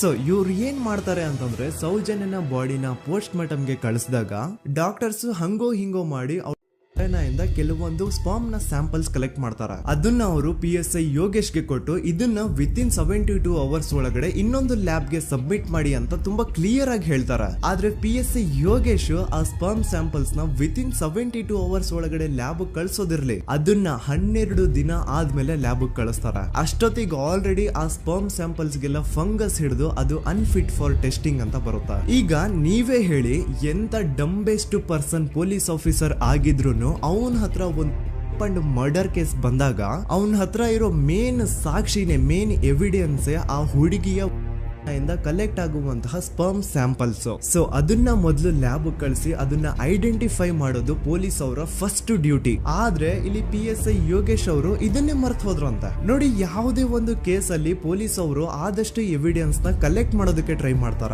ಆದ್ರೆ ಈ ಒಂದು ಕೇಸ್ ಅಲ್ಲಿ ಮಾತ್ರ ಪೊಲೀಸ್ ಅವರು ಎವಿಡೆನ್ಸ್ ನ ಕಲೆಕ್ಟ್ ಮಾಡೋ ಬದಲಾಗಿ ಎವಿಡೆನ್ಸ್ ನ ಡಿಸ್ಟ್ರಾಯ್ ಮಾಡೋದ್ರಲ್ಲಿ ಮುಂದೆ ಇದ್ರು. ಅಷ್ಟೇ ಅಲ್ಲದೆ ಈ ಪೊಲೀಸ್ ಆಫೀಸರ್ ಸೇರ್ಕೊಂಡು ಸಂತೋಷ್ ರಾವ್ಗೆ ಸೆಲ್ ಅಲ್ಲಿ ಎಂತ ಟಾರ್ಚರ್, ಎಂತ ಹಿಂಸೆ ಕೊಡ್ತಾರೆ ಅಂದ್ರೆ ನೆನ್ಸ್ಕೊಂಡ್ರೆ ಮೈ ಜುಮ್ ಅನ್ನುತ್ತಾ. ಹೊಡಿಯೋದು, ಕೆಟ್ಟದಾಗ ಬೈಯೋದು, ಇದೆಲ್ಲ common. Most brutal parties Santosh ರಾವ್ನ ಪ್ಯಾಂಟ್ ಬಿಚ್ಚಿ ಅವನ ಪ್ರೈವೇಟ್ ಪಾರ್ಟ್ ಮೇಲೆ ಬಿಸಿ ಬಿಸಿ ಕುದೀತಾ ಇರುವಂತಹ ನೀರ್ ಚಲ್ತಾರ. ಈ ಕ್ರೈಮ್ ನೀನೇ ಮಾಡಿದ್ಯಾ ಅಂತ ಒಪ್ಕೋ, ಇಲ್ಲ ಅಂತಂದ್ರೆ ನಿನ್ನ ಸೆಲ್ ಒಳಗಡೆನೆ ಸಾಯಿಸ್ಬಿಡ್ತೀವಿ, ನಿನ್ನ ತಂದೆ ತಾಯಿ ಎಲ್ರು ಸಾಯಿಸ್ಬಿಡ್ತೀವಿ ಅಂತ ಬ್ಲಾಕ್ ಮೇಲ್ ಮಾಡ್ತಾರ. ನೋಡಿ, ಸಂತೋಷ್ ರಾವ್ ಜಾಗದಲ್ಲಿ ನನ್ನಂತ ನಿಮ್ಮಂತ ನಾರ್ಮಲ್ ಪರ್ಸನ್ ಯಾರಾದ್ರೂ ಇದ್ದಿದ್ರೆ ಪೊಲೀಸ್ ಅವರು ಕೊಡ್ತಿರುವಂತಹ ಹಿಂಸೆನ ತಡ್ಕೊಳಕ್ಕಾಗದೆ ಆ ಕ್ರೈಮ್ ಮಾಡಿಲ್ಲ ಅಂದ್ರೂ ಮಾಡಿದೀನಿ ಅಂತ ಒಪ್ಕೊಬಿಡ್ತಾ ಇದ್ವಿ. ಆದ್ರೆ ಸಂತೋಷ್ ರಾವ್ ಮೆಂಟಲಿ ಇಲ್ಲಿರೋದೇ ಅವನ್ಗೆ ಅಡ್ವಾಂಟೇಜ್ ಆಗೋಯ್ತು. ಪೊಲೀಸ್ಗಳು ಸಂತೋಷ್ ರಾವ್ಗೆ ಎಷ್ಟೇ ಹೊಡೆದ್ರು, ಎಷ್ಟೇ ಬೈದ್ರು, ಎಷ್ಟೇ ಬ್ಲಾಕ್ ಮೇಲ್ ಮಾಡಿದ್ರು ಸಂತೋಷ್ ರಾವ್ ಬಾಯಲ್ಲಿ ನಾನ್ ಈ ಕ್ರೈಮ್ ನ ಮಾಡಿಲ್ಲ ಅಂತಾನೆ ಬರುತ್ತೆ ಹೊರತು ಆ ಕ್ರೈಮ್ ನ ಅವನು ಒಪ್ಕೊಳ್ಳೋದೇ ಇಲ್ಲ. ದೆನ್ ಕೋರ್ಟ್ ಟ್ರಯಲ್ಸ್ ಸ್ಟಾರ್ಟ್ ಆಗುತ್ತೆ. ಈ ಕ್ರೈಮ್ ನ ಸಂತೋಷೇ ಮಾಡಿದಾನೆ ಅಂತ ಸೌಜನ್ಯ ಕಡೆಯ ಲಾಯರ್ ವಾದ ಮಾಡ್ತಾನೆ. ಅದಕ್ಕೆ ಆಪೋಸಿಟ್ ಆಗಿ ಸಂತೋಷ್ ರಾವ್ ಕಡೆಯಿಂದ ಒಬ್ರು ಲಾಯರ್ ಇಲ್ಲ, ಸಂತೋಷ್ ರಾವ್ ಈ ಕ್ರೈಮ್ ನ ಮಾಡ್ಲಿಕ್ಕೆ ಸಾಧ್ಯನೇ ಇಲ್ಲ ಅಂತ ವಾದ ಮಾಡ್ತಿರ್ತಾರೆ. ಅಂಡ್ ಕೋರ್ಟ್ ಇಂದ ಆಚೆಗಡೆ ಸಂತೋಷ್ ರಾವ್ ನ ಅಗೇನ್ಸ್ಟ್ ಸ್ಟೂಡೆಂಟ್ಸ್ ಪ್ರೊಟೆಸ್ಟ್ ನಡೆಯುತ್ತೆ, ಪಬ್ಲಿಕ್ ಪ್ರೊಟೆಸ್ಟ್ ನಡೆಯುತ್ತೆ. ಅರೆಸ್ಟ್ ಆಗಿರುವಂತಹ ಸಂತೋಷ್ ರಾವ್ಗೆ ಗಲ್ಲಿಗೇರಿಸ್ರಿ ಅಂತ ಅವ್ರು ಡಿಮ್ಯಾಂಡ್ ಮಾಡ್ತಿರ್ತಾರೆ. ಸೊ ಹೀಗೆ ಒಂದು 2-3 ವರ್ಷ ಕಳೆದು ಹೋಗುತ್ತೆ. ನಂತರ ಒಂದು ಕೋರ್ಟ್ ಟ್ರಯಲ್ ಅಲ್ಲಿ ಸಂತೋಷ್ ರಾವ್ ಪರವಾಗಿ ಹೋರಾಡ್ತಿದ್ದಂತಹ ಲಾಯರ್ ಯಾಕೆ ಈ ಕೇಸ್ ಅಲ್ಲಿ ಸಂತೋಷ್ ಆರೋಪಿ ಅಲ್ಲ ಅಂತ ಪ್ರೂವ್ ಮಾಡ್ಲಿಕ್ಕೆ ಕೆಲವೊಂದು ಪಾಯಿಂಟ್ಸ್ ನ ಮುಂದೆ ಇಡ್ತಾರೆ. ಅದೇನಂತಂದ್ರೆ, ಮೊದಲನೇದಾಗಿ ಸಂತೋಷ್ ರಾವ್ ಈ ಕ್ರೈಮ್ ನ ಮಾಡಿದಾನೆ ಅಂತ ಒಬ್ರು ಒಂದು ಐ ವಿಟ್ನೆಸ್ ಇರಲ್ಲ. ಇನ್ನೊಂದೇನು ಅಂತಂದ್ರೆ, ಯಾವೊಂದು ಕಂಡೀಷನ್ ಅಲ್ಲಿ, ಯಾವೊಂದು ಬ್ರೂಟಲ್ ಕಂಡೀಷನ್ ಅಲ್ಲಿ ಸೌಜನ್ಯನ ಬಾಡಿ ಸಿಕ್ಕಿತ್ತೋ ಅದನ್ನ ಗಮನದಲ್ಲಿ ಇಟ್ಕೊಂಡು ಸ್ವಲ್ಪ ಪ್ರಾಕ್ಟಿಕಲ್ ಆಗಿ ಥಿಂಕ್ ಮಾಡಿದ್ರೆ ಆ ಒಂದು ಭೀಕರ ಕ್ರೈಮ್ ನ ಒಬ್ನೇ ಮಾಡ್ಲಿಕ್ಕೆ ಸಾಧ್ಯನೇ ಇಲ್ಲ. ಇನ್ನೊಂದು ಪಾಯಿಂಟ್ ಏನು ಅಂತಂದ್ರೆ, ಸೌಜನ್ಯನ ಇಂದ ಪೊಲೀಸ್ ಅವ್ರಿಗೆ ಯಾವುದೇ ಸ್ಪರ್ಮ್ ಸ್ಯಾಂಪಲ್ ಸಿಗ್ಬಾರ್ದು ಅಂತ 6 ಇಂಚು ಅಷ್ಟು ಮಣ್ಣು ಹಾಕಿರ್ತಾರ. ಸೊ ಈಗ ನೀವೇ ಹೇಳಿ, ಮೆಂಟಲಿ ಇಲ್ಲಿರುವಂತಹ ಪರ್ಸನ್ಗೆ ಇಷ್ಟೊಂದು ಬುದ್ಧಿವಂತಿಕೆ ಇರುತ್ತಾ ಅನ್ಕೊಳ್ಳಿ. ಅಷ್ಟೊಂದು ಬುದ್ಧಿವಂತಿಕೆ ಅವ್ನಿಗಿದ್ರೂನು ಆ ಕ್ರೈಮ್ ಮಾಡಾದ್ಮೇಲೆ ಅವನ ಆ ಊರಿಂದ ಓಡ್ ಹೋಗ್ಬೋದಾಗಿತ್ತು. ಆದ್ರೆ ಮತ್ತ್ಯಾಕೆ ಅವನು ಅದೇ ಊರಲ್ಲೇ ಇರ್ತಾನೆ. ಅಂಡ್ ಸೌಜನ್ಯ ಕೊನೆಯದಾಗಿ ಪ್ರಕೃತಿ ಹಾಸ್ಪಿಟಲ್ ಮುಂದ್ಗಡೆಯಿಂದ ನಡ್ಕೊಂಡು ಹೋಗ್ತಾ ಇರ್ಬೇಕಾದ್ರೆ ಆ ಪ್ರಕೃತಿ ಹಾಸ್ಪಿಟಲ್ ನ ಸೆಕ್ಯೂರಿಟಿ ಗಾರ್ಡ್ ನೋಡ್ತಾನೆ. ಅಂಡ್ ಪ್ರಕೃತಿ ಹಾಸ್ಪಿಟಲ್ ನ ಆಚೆಗಡೆ CCTV ಕ್ಯಾಮೆರಾನು ಇರುತ್ತೆ. ಸಡನ್ಲಿ ಆ CCTV ಫುಟೇಜ್ ಕೂಡ ಕಾಣೆ ಆಗ್ಬಿಡುತ್ತಾ. ಇನ್ನೊಂದೇನು ಅಂತಂದ್ರೆ, ಸೌಜನ್ಯ ಮರ್ಡರ್ ಆಗಿದ್ದು ನೆಕ್ಸ್ಟ್ ದಿನಾನೇ ಪೊಲೀಸ್ ಅವರು ಆರೋಪಿನ ಹಿಡಿದ್ರು. ಸೊ ಹಾಗಿದ್ದಾಗ ಆ ಕಲೆಕ್ಟ್ ಮಾಡಿರುವಂತಹ ಸ್ಪರ್ಮ್ ಸ್ಯಾಂಪಲ್ಸ್ ನ ಲ್ಯಾಬ್ ಗೆ ಕಳಿಸಿ ಇವನೇ ಆರೋಪಿ ಅಂತ ಕನ್ಫರ್ಮ್ ಮಾಡೋ ಬದಲಾಗಿ ಯಾಕೆ ಪೊಲೀಸ್ ಅವರು ಆ ಸ್ಪರ್ಮ್ ಸ್ಯಾಂಪಲ್ಸ್ ನ ತಮ್ಮ ಹತ್ರನೇ ಇಟ್ಕೊಂಡು 12 ದಿನವರೆಗೂ ಅದಕ್ಕೆ ಫಂಗಸ್ ಹಿಡಿಯೋವರೆಗೂ ಕಾದು ಆಮೇಲೆ ಅದನ್ನ ಲ್ಯಾಬ್ ಕಳಿಸಿದ್ರು. ಅಂಡ್ ಮೇನ್ ಇಂಪಾರ್ಟೆಂಟ್ ಆಗಿ ಸಂತೋಷ್ ರಾವ್ಗೆ ಒಂದು ಗುಪ್ತ ರೋಗ ಇರುತ್ತೆ, ಅದೇ ಫಿಮೋಸಿಸ್ ಅಂತ. ಈ ಕಾಯಿಲೆ ಏನು ಅಂತ ನಾನು ಈ ವಿಡಿಯೋದಲ್ಲಿ ಡೀಟೇಲ್ಡ್ ಆಗಿ ಎಕ್ಸ್ಪ್ಲೈನ್ ಮಾಡ್ಲಿಕ್ಕೆ ಆಗಲ್ಲ. ಜಸ್ಟ್ ತಿಳ್ಕೊಳ್ಳಿ, ಈ ಒಂದು ಕಾಯಿಲೆ ಇರೋರು ಇಂಟಿಮಸಿ ಮಾಡ್ಲಿಕ್ಕೆ ಆಗಲ್ಲ. ಇನ್ ಕೇಸ್ ಮಾಡಿದ್ರು ಅವರು ಸುಖ ಅಲ್ಲ ನರಕ ಕಾಣ್ತಾರ. ಸೊ ಇಷ್ಟೆಲ್ಲ ವ್ಯಾಲಿಡ್ ಪಾಯಿಂಟ್ಸ್, ಇಷ್ಟೆಲ್ಲ ಫ್ಯಾಕ್ಟ್ಸ್ ಕಣ್ ಮುಂದೆ ಇರಬೇಕಾದ್ರೆ ಸ್ಟಿಲ್ ಪೊಲೀಸ್ ಅವರು ಯಾಕೆ ಈ ಕ್ರೈಮ್ ನ ಸಂತೋಷ್ ರಾವೇ ಮಾಡಿದಾನೆ ಅಂತ ಇವನ್ ಹಿಂದೆ ಬಿದ್ದಿದ್ದಾರೆ. ಯಾಕೆ ಅವರು ಈ ಕ್ರೈಮ್ ಇವನ್ ಬಿಟ್ರೆ ಬೇರೆ ಯಾರಾದ್ರೂ ಮಾಡಿರ್ಬೋದಲ್ಲ ಅಂತ ಆ ಆಂಗಲ್ ಅಲ್ಲಿ ಇನ್ವೆಸ್ಟಿಗೇಷನ್ ಮಾಡ್ತಿಲ್ವಲ್ಲ ಅಂತ ಪೊಲೀಸ್ ಅವರ ಇನ್ವೆಸ್ಟಿಗೇಷನ್ ಮೇಲೆ ಈಗ ಕ್ವಶನ್ ಬರುತ್ತೆ. So after hearing all of this, ಎಲ್ಲರಿಗೂ ಈಗ ಪೊಲೀಸ್ ಅವರ ಇನ್ವೆಸ್ಟಿಗೇಷನ್ ಇನ್ವೆಸ್ಟಿಗೇಷನ್ ಮೇಲೆ ಡೌಟ್ ಬರುತ್ತೆ. ಅಂಡ್ ಈವನ್ ಸೌಜನ್ಯ ಅವ್ರ ಮನೆಯವರು ಕೂಡ ನಿಜವಾದ ಆರೋಪಿ ಸಂತೋಷ್ ಅಲ್ಲ ಅಂತ ತಮ್ಮ ಅಭಿಪ್ರಾಯನ ವ್ಯಕ್ತಪಡಿಸ್ತಾರೆ. ಆಗ ಅಲ್ಲಿವರೆಗೂ ಸಂತೋಷ್ ರಾವ್ನ ಗಲ್ಲಿಗೇರಿಸಿ ಅಂತ ಏನು student protest and public protest ಎಲ್ಲ ನಡೀತಾ ಇತ್ತು, ಈಗ ಅದೆಲ್ಲ ನಿಂತು ಹೋಗಿ ಎಲ್ಲಾ ಹೇಟ್ರೇಡ್ ಪೊಲೀಸ್ ಅವ್ರ ಕಡೆಗೆ ಹೋಗುತ್ತೆ. ಪೊಲೀಸ್ ಅವರು ಈ ಕೇಸಲ್ಲಿ ಕರಪ್ಟ್ ಆಗಿದ್ದಾರೆ, ಪೊಲೀಸ್ ಅವರೇ ಸತ್ಯ ಮುಚ್ಚಿಡ್ಲಿಕ್ಕೆ ಟ್ರೈ ಮಾಡ್ತಿದ್ದಾರೆ. ಹಾಗಾಗಿ ಈ ಕೇಸ್ ನ ಇನ್ಮುಂದೆ ಪೊಲೀಸ್ ಅವರಲ್ಲದೆ ಸಿಬಿಐ ಅವರು ಇನ್ವೆಸ್ಟಿಗೇಷನ್ ಮಾಡಬೇಕು, ಈ ಕೇಸ್ ನ ಸಿಬಿಐ ಒಪ್ಸಿ ಅಂತ ಅಗೇನ್ ಪ್ರೊಟೆಸ್ಟ್ ಗಳು ಸ್ಟಾರ್ಟ್ ಆಗ್ತವೆ. ಸೊ ಧರ್ಮಸ್ಥಳದಲ್ಲಿ ಇಷ್ಟೊಂದು ಹೋರಾಟಗಳಾಗ್ತಿದಾವೆ, ಒಬ್ಳು ಹುಡುಗಿ ಜೊತೆ ಇಷ್ಟೊಂದು ಅನ್ಯಾಯ ಆಗಿದೆ, ಆದ್ರೂ ಸಹ ಧರ್ಮಾಧಿಕಾರಿ ಏನು ಮಾತೇ ಆಡ್ತಿಲ್ವಲ್ಲ ಈ ಹುಡುಗಿ ಬಗ್ಗೆ ಅಂತ ಜನರು ಪ್ರಶ್ನೆ ಮಾಡಿದಾಗ ಆಗ ಧರ್ಮಾಧಿಕಾರಿನೂ ಜನರು ಮುಂದೆ ಬಂದ್ಬಿಟ್ಟು ಈ ಕೇಸ್ ನ ಸಿಬಿಐ ಒಪ್ಸಿ ಅಂತ ಹೋರಾಟ ಮಾಡ್ತಾರ. ನಂತರ ಈ ಒಂದು ಕೇಸು ಪೊಲೀಸ್ ಅವರಿಂದ ಸಿಬಿಐ ಕೈಗೆ ಹೋಗುತ್ತೆ. ಸಿಬಿಐ ಕೈಗೆ ಹೋಗಿದ ತಕ್ಷಣ ಇಲ್ಲೇನು ಸತ್ಯ ಹೊರಗೆ ಬಂದಿಲ್ಲ. ಆ ಸಿಬಿಐ ಅವರು 3-4 ವರ್ಷ ಟೈಮ್ ತಗೊಂಡು ಮತ್ತೆ ಈ ಒಂದು ಕೇಸ್ ನ ರೀ ಇನ್ವೆಸ್ಟಿಗೇಷನ್ ಮಾಡ್ತಾರ. ಆದ್ರೆ ಅಲ್ಲೇನು ಇನ್ವೆಸ್ಟಿಗೇಷನ್ ಮಾಡ್ಲಿಕ್ಕೆ ಉಳ್ದೇ ಇರಲ್ಲ. ಆ ಪೊಲೀಸ್ ಅವರು ಅವ್ರ ಕೈಯಲ್ಲಿ ಈ ಕೇಸು ಇದ್ದಷ್ಟು ದಿನ ಎಷ್ಟಾಗುತ್ತೋ ಅಷ್ಟು ಎವಿಡೆನ್ಸ್ ನ ಡಿಸ್ಟ್ರಾಯ್ ಮಾಡ್ಬಿಟ್ಟಿರ್ತಾರ. ಸೊ ಹಾಗಾಗಿ ಅಲ್ಲಿ ಸಿಬಿಐ ಅವ್ರಿಗೆ ಇನ್ವೆಸ್ಟಿಗೇಷನ್ ಮಾಡ್ಲಿಕ್ಕೆ ಏನ್ ಉಳ್ದೇ ಇರಲ್ಲ. ಆದ್ರೂ ಸ್ಟಿಲ್ ಅವರು 3-4 ಇಯರ್ಸ್ ಟೈಮ್ ತಗೊಂಡು ನಂತರ ಫೈನಲಿ ಒಂದು ರಿಪೋರ್ಟ್ ನ ಕೋರ್ಟ್ ಗೆ ಸಬ್ಮಿಟ್ ಮಾಡ್ತಾರ. ಅಂಡ್ ಸಿಬಿಐ ಅವರು ಕೋರ್ಟ್ ಗೆ ಸಬ್ಮಿಟ್ ಮಾಡಿರುವಂತಹ ಆ ಒಂದು ರಿಪೋರ್ಟ್ ಅಲ್ಲಿ ಏನಿತ್ತು ಅಂದ್ರೆ ಸಿಬಿಐ ಇನ್ವೆಸ್ಟಿಗೇಷನ್ ಕನ್ಫರ್ಮ್ಸ್ ದಟ್ ಈ ಒಂದು ಕ್ರೈಮ್ ನ ಸಂತೋಷ್ ರಾವ್ ಮಾಡಿದಾನೆ ಅಂತ. ಆದ್ರೆ ಐರಾನಿ ಈಸ್ ಇದೇ ಒಂದು ರಿಪೋರ್ಟ್ ಅಲ್ಲಿ ಇವ್ರು ಏನ್ ಹೇಳ್ತಾರೆ ಅಂದ್ರೆ ಅವ್ರಿಗೆ ಯಾವುದೇ ತರ ಎವಿಡೆನ್ಸ್ ಸಿಕ್ಕಿಲ್ಲ ಅಂತ. ಯಾಕಂದ್ರೆ ಈ ಸೌಜನ್ಯ ಕೇಸ್ ಪೊಲೀಸ್ ಅವ್ರ ಕೈಯಲ್ಲಿ ಇದ್ದಾಗ ಪೊಲೀಸ್ ಅವರು ತಮ್ಮ ನಿರ್ಲಕ್ಷ್ಯದಿಂದ ಎಲ್ಲಾ ಎವಿಡೆನ್ಸ್ ನ ಕಳ್ಕೊಂಡ್ಬಿಟ್ಟಿರ್ತಾರ. ಅಂತದ್ರಲ್ಲಿ ಯಾವ ಒಂದು ಆಧಾರದ ಮೇಲೆ ಇವರು ಸಂತೋಷ್ ರಾವ್ ಈ ಕ್ರೈಮ್ ನ ಮಾಡಿದ್ದಾರೆ ಅಂತ ಕ್ವಶನ್ ಮಾಡಿದಾಗ ಸಿಬಿಐ ಅವ್ರ ಕಡೆಯಿಂದ ನೋ ಆನ್ಸರ್. ನೋಡಿ, ಮೊದ್ಲು ಈ ಒಂದು ಕೇಸ್ ನ ಪೊಲೀಸ್ ಅವರು ಇನ್ವೆಸ್ಟಿಗೇಷನ್ ಮಾಡಿ ನಂತರ ಈ ಒಂದು ಕೇಸು ಸಿಬಿಐ ಅವ್ರ ಕೈಗೆ ಹೋಗಿ ಅವರು 3-4 ವರ್ಷ ಟೈಮ್ ತಗೊಂಡು ಇನ್ವೆಸ್ಟಿಗೇಷನ್ ಮಾಡಿ ದೆನ್ ಫೈನಲ್ ರಿಪೋರ್ಟ್ ನ ಕೋರ್ಟ್ ಗೆ ಸಬ್ಮಿಟ್ ಮಾಡೋಷ್ಟ್ರಲ್ಲಿ ಸುಮಾರು 5-6 ವರ್ಷ ಕಳೆದು ಹೋಗಿರುತ್ತೆ. ಅಂಡ್ ಸ್ಟಿಲ್ ಈ ಒಂದು ಕೇಸ್ ಅಲ್ಲಿ ಏನೂ ಕನ್ಕ್ಲೂಷನ್ ಸಿಕ್ಕಿರಲ್ಲ. ಎವ್ರಿ ಇಯರ್ ಸೌಜನ್ಯನ ಬರ್ತ್ಡೇ ಇದ್ದಾಗ ಅಥವಾ ತಿಥಿ ಇದ್ದಾಗ ಅವಳನ್ನ ನೆನೆಸ್ಕೊಂಡು ಅವಳ ಹೆಸರಲ್ಲಿ public protest and student protest ನಡೀತಾನೆ ಇರ್ತವೆ. ಸೊ ಒಂದು ದಿನ ಈ ಒಂದು ಪ್ರೊಟೆಸ್ಟ್ ಗಳ ನ್ಯೂಸ್ ಗಿರೀಶ್ ಮುಟ್ಟಣ್ಣನವರ ಗಮನಕ್ಕೆ ಬರುತ್ತೆ. ಯಾರೀ ಗಿರೀಶ್ ಮುಟ್ಟಣ್ಣನವರ ಅಂದ್ರೆ ಇವರು very honest X police man. ನೀವು ನಂಬಲ್ಲ, ಇವ್ರು ಪೊಲೀಸ್ ಆಫೀಸರ್ ಇದ್ದಾಗ ಪಬ್ಲಿಕ್ ಅಲ್ಲಿ ಒಬ್ಬ MLA ಹೊಡೆದಿರ್ತಾರ. ಅಷ್ಟೇ ಅಲ್ಲ, ಪೊಲೀಸ್ ಡಿಪಾರ್ಟ್ಮೆಂಟ್ ಅಲ್ಲಿ ಕರಪ್ಷನ್ ಇದೆ, ಕರಪ್ಷನ್ ಇದ್ದಿದ್ ಕಡೆ ನಾನ್ ಇರಲ್ಲ ಅಂತ ಹೇಳ್ಬಿಟ್ಟು ತಮ್ಮ ಪೊಲೀಸ್ ಡ್ಯೂಟಿನ ಬಿಟ್ಬಿಟ್ಟು ಈಗ ಸಮಾಜದಲ್ಲಿ ಏನೇ ಅನ್ಯಾಯ ಆಗಿದ್ರು ಅದ್ರ ಅಗೇನ್ಸ್ಟ್ ವಾಯ್ಸ್ ರೈಸ್ ಮಾಡ್ತಿದಾರ. ಸೊ ಈ ಗಿರೀಶ್ ಮುಟ್ಟಣ್ಣನವರಿಗೆ ಸೌಜನ್ಯ ಕೇಸ್ ಬಗ್ಗೆ ಗೊತ್ತಾದಾಗ ಅವ್ರಿಗೆ ಈ ಕೇಸು ತುಂಬಾನೇ ಕಾಡುತ್ತೆ. ಅಲ್ಲ, ಇಷ್ಟೊಂದು ವರ್ಷಗಳಾಗೋಯ್ತು ಆ ಹುಡುಗಿ ಜೊತೆ ಅನ್ಯಾಯ ಆಗಿ, ಸ್ಟಿಲ್ ಈ ಒಂದು ಕೇಸ್ ನ ಕನ್ಕ್ಲೂಷನ್ ಸಿಕ್ತಿಲ್ವಲ್ಲ, ಏನ್ ನಡೀತಿದೆ ಧರ್ಮಸ್ಥಳದಲ್ಲಿ ಅರ್ಥ ಆಗ್ತಿಲ್ವಲ್ಲ ಅಂತ ಈ ಗಿರೀಶ್ ಅವರು ತಮ್ಮ ಹಳೆ ಪೊಲೀಸ್ ಕಾಂಟ್ಯಾಕ್ಟ್ಸ್ ನ ಯೂಸ್ ಮಾಡ್ಕೊಂಡು ಆ ಸೌಜನ್ಯ ಕೇಸ್ ಫೈಲ್ ನ ಒಂದು ಕಾಪಿನ ತಮ್ಮ ಹತ್ರ ತರಿಸ್ಕೋತಾರ. ಆ ಒಂದು ಕೇಸ್ ಫೈಲ್ ಅಲ್ಲಿ ಸೌಜನ್ಯ ಬಗ್ಗೆ ಅಷ್ಟೇ ಅಲ್ಲದೆ ಸಂತೋಷ್ ರಾವ್ ಬಗ್ಗೆನೂ ಇನ್ಫಾರ್ಮೇಶನ್ ಇರುತ್ತೆ. ಅಂಡ್ ಗಿರೀಶ್ ಅವರು ಸಂತೋಷ್ ಬಗ್ಗೆ ಇರುವಂತಹ ಇನ್ಫಾರ್ಮೇಶನ್ ನೋಡ್ತಾ ಇರ್ಬೇಕಾದ್ರೆ ಅವರು ಒಂದು ವಿಷಯನ ನೋಟಿಸ್ ಮಾಡ್ತಾರ. ಅದೇನಂತಂದ್ರೆ ಪೊಲೀಸ್ ಅವರು ಸಂತೋಷ್ ರಾವ್ನ ಬರೀ ಸೌಜನ್ಯ ಕೇಸಲ್ಲಿ ಒಂದೇ ಫಿಟ್ ಮಾಡಿರಲ್ಲ, ಸೌಜನ್ಯ ಸಾಯೋಕ್ಕಿಂತ 20 ದಿನ ಹಿಂದೆ ಧರ್ಮಸ್ಥಳದಲ್ಲೇ ನಡೆದಿರುವಂತಹ ಒಂದು ಕ್ರೈಮ್ ಅಲ್ಲಿನೂ ಸಹ ಸಂತೋಷ್ ರಾವ್ ಆರೋಪಿ ಅಂತ ಮೆನ್ಷನ್ ಮಾಡಿರ್ತಾರ.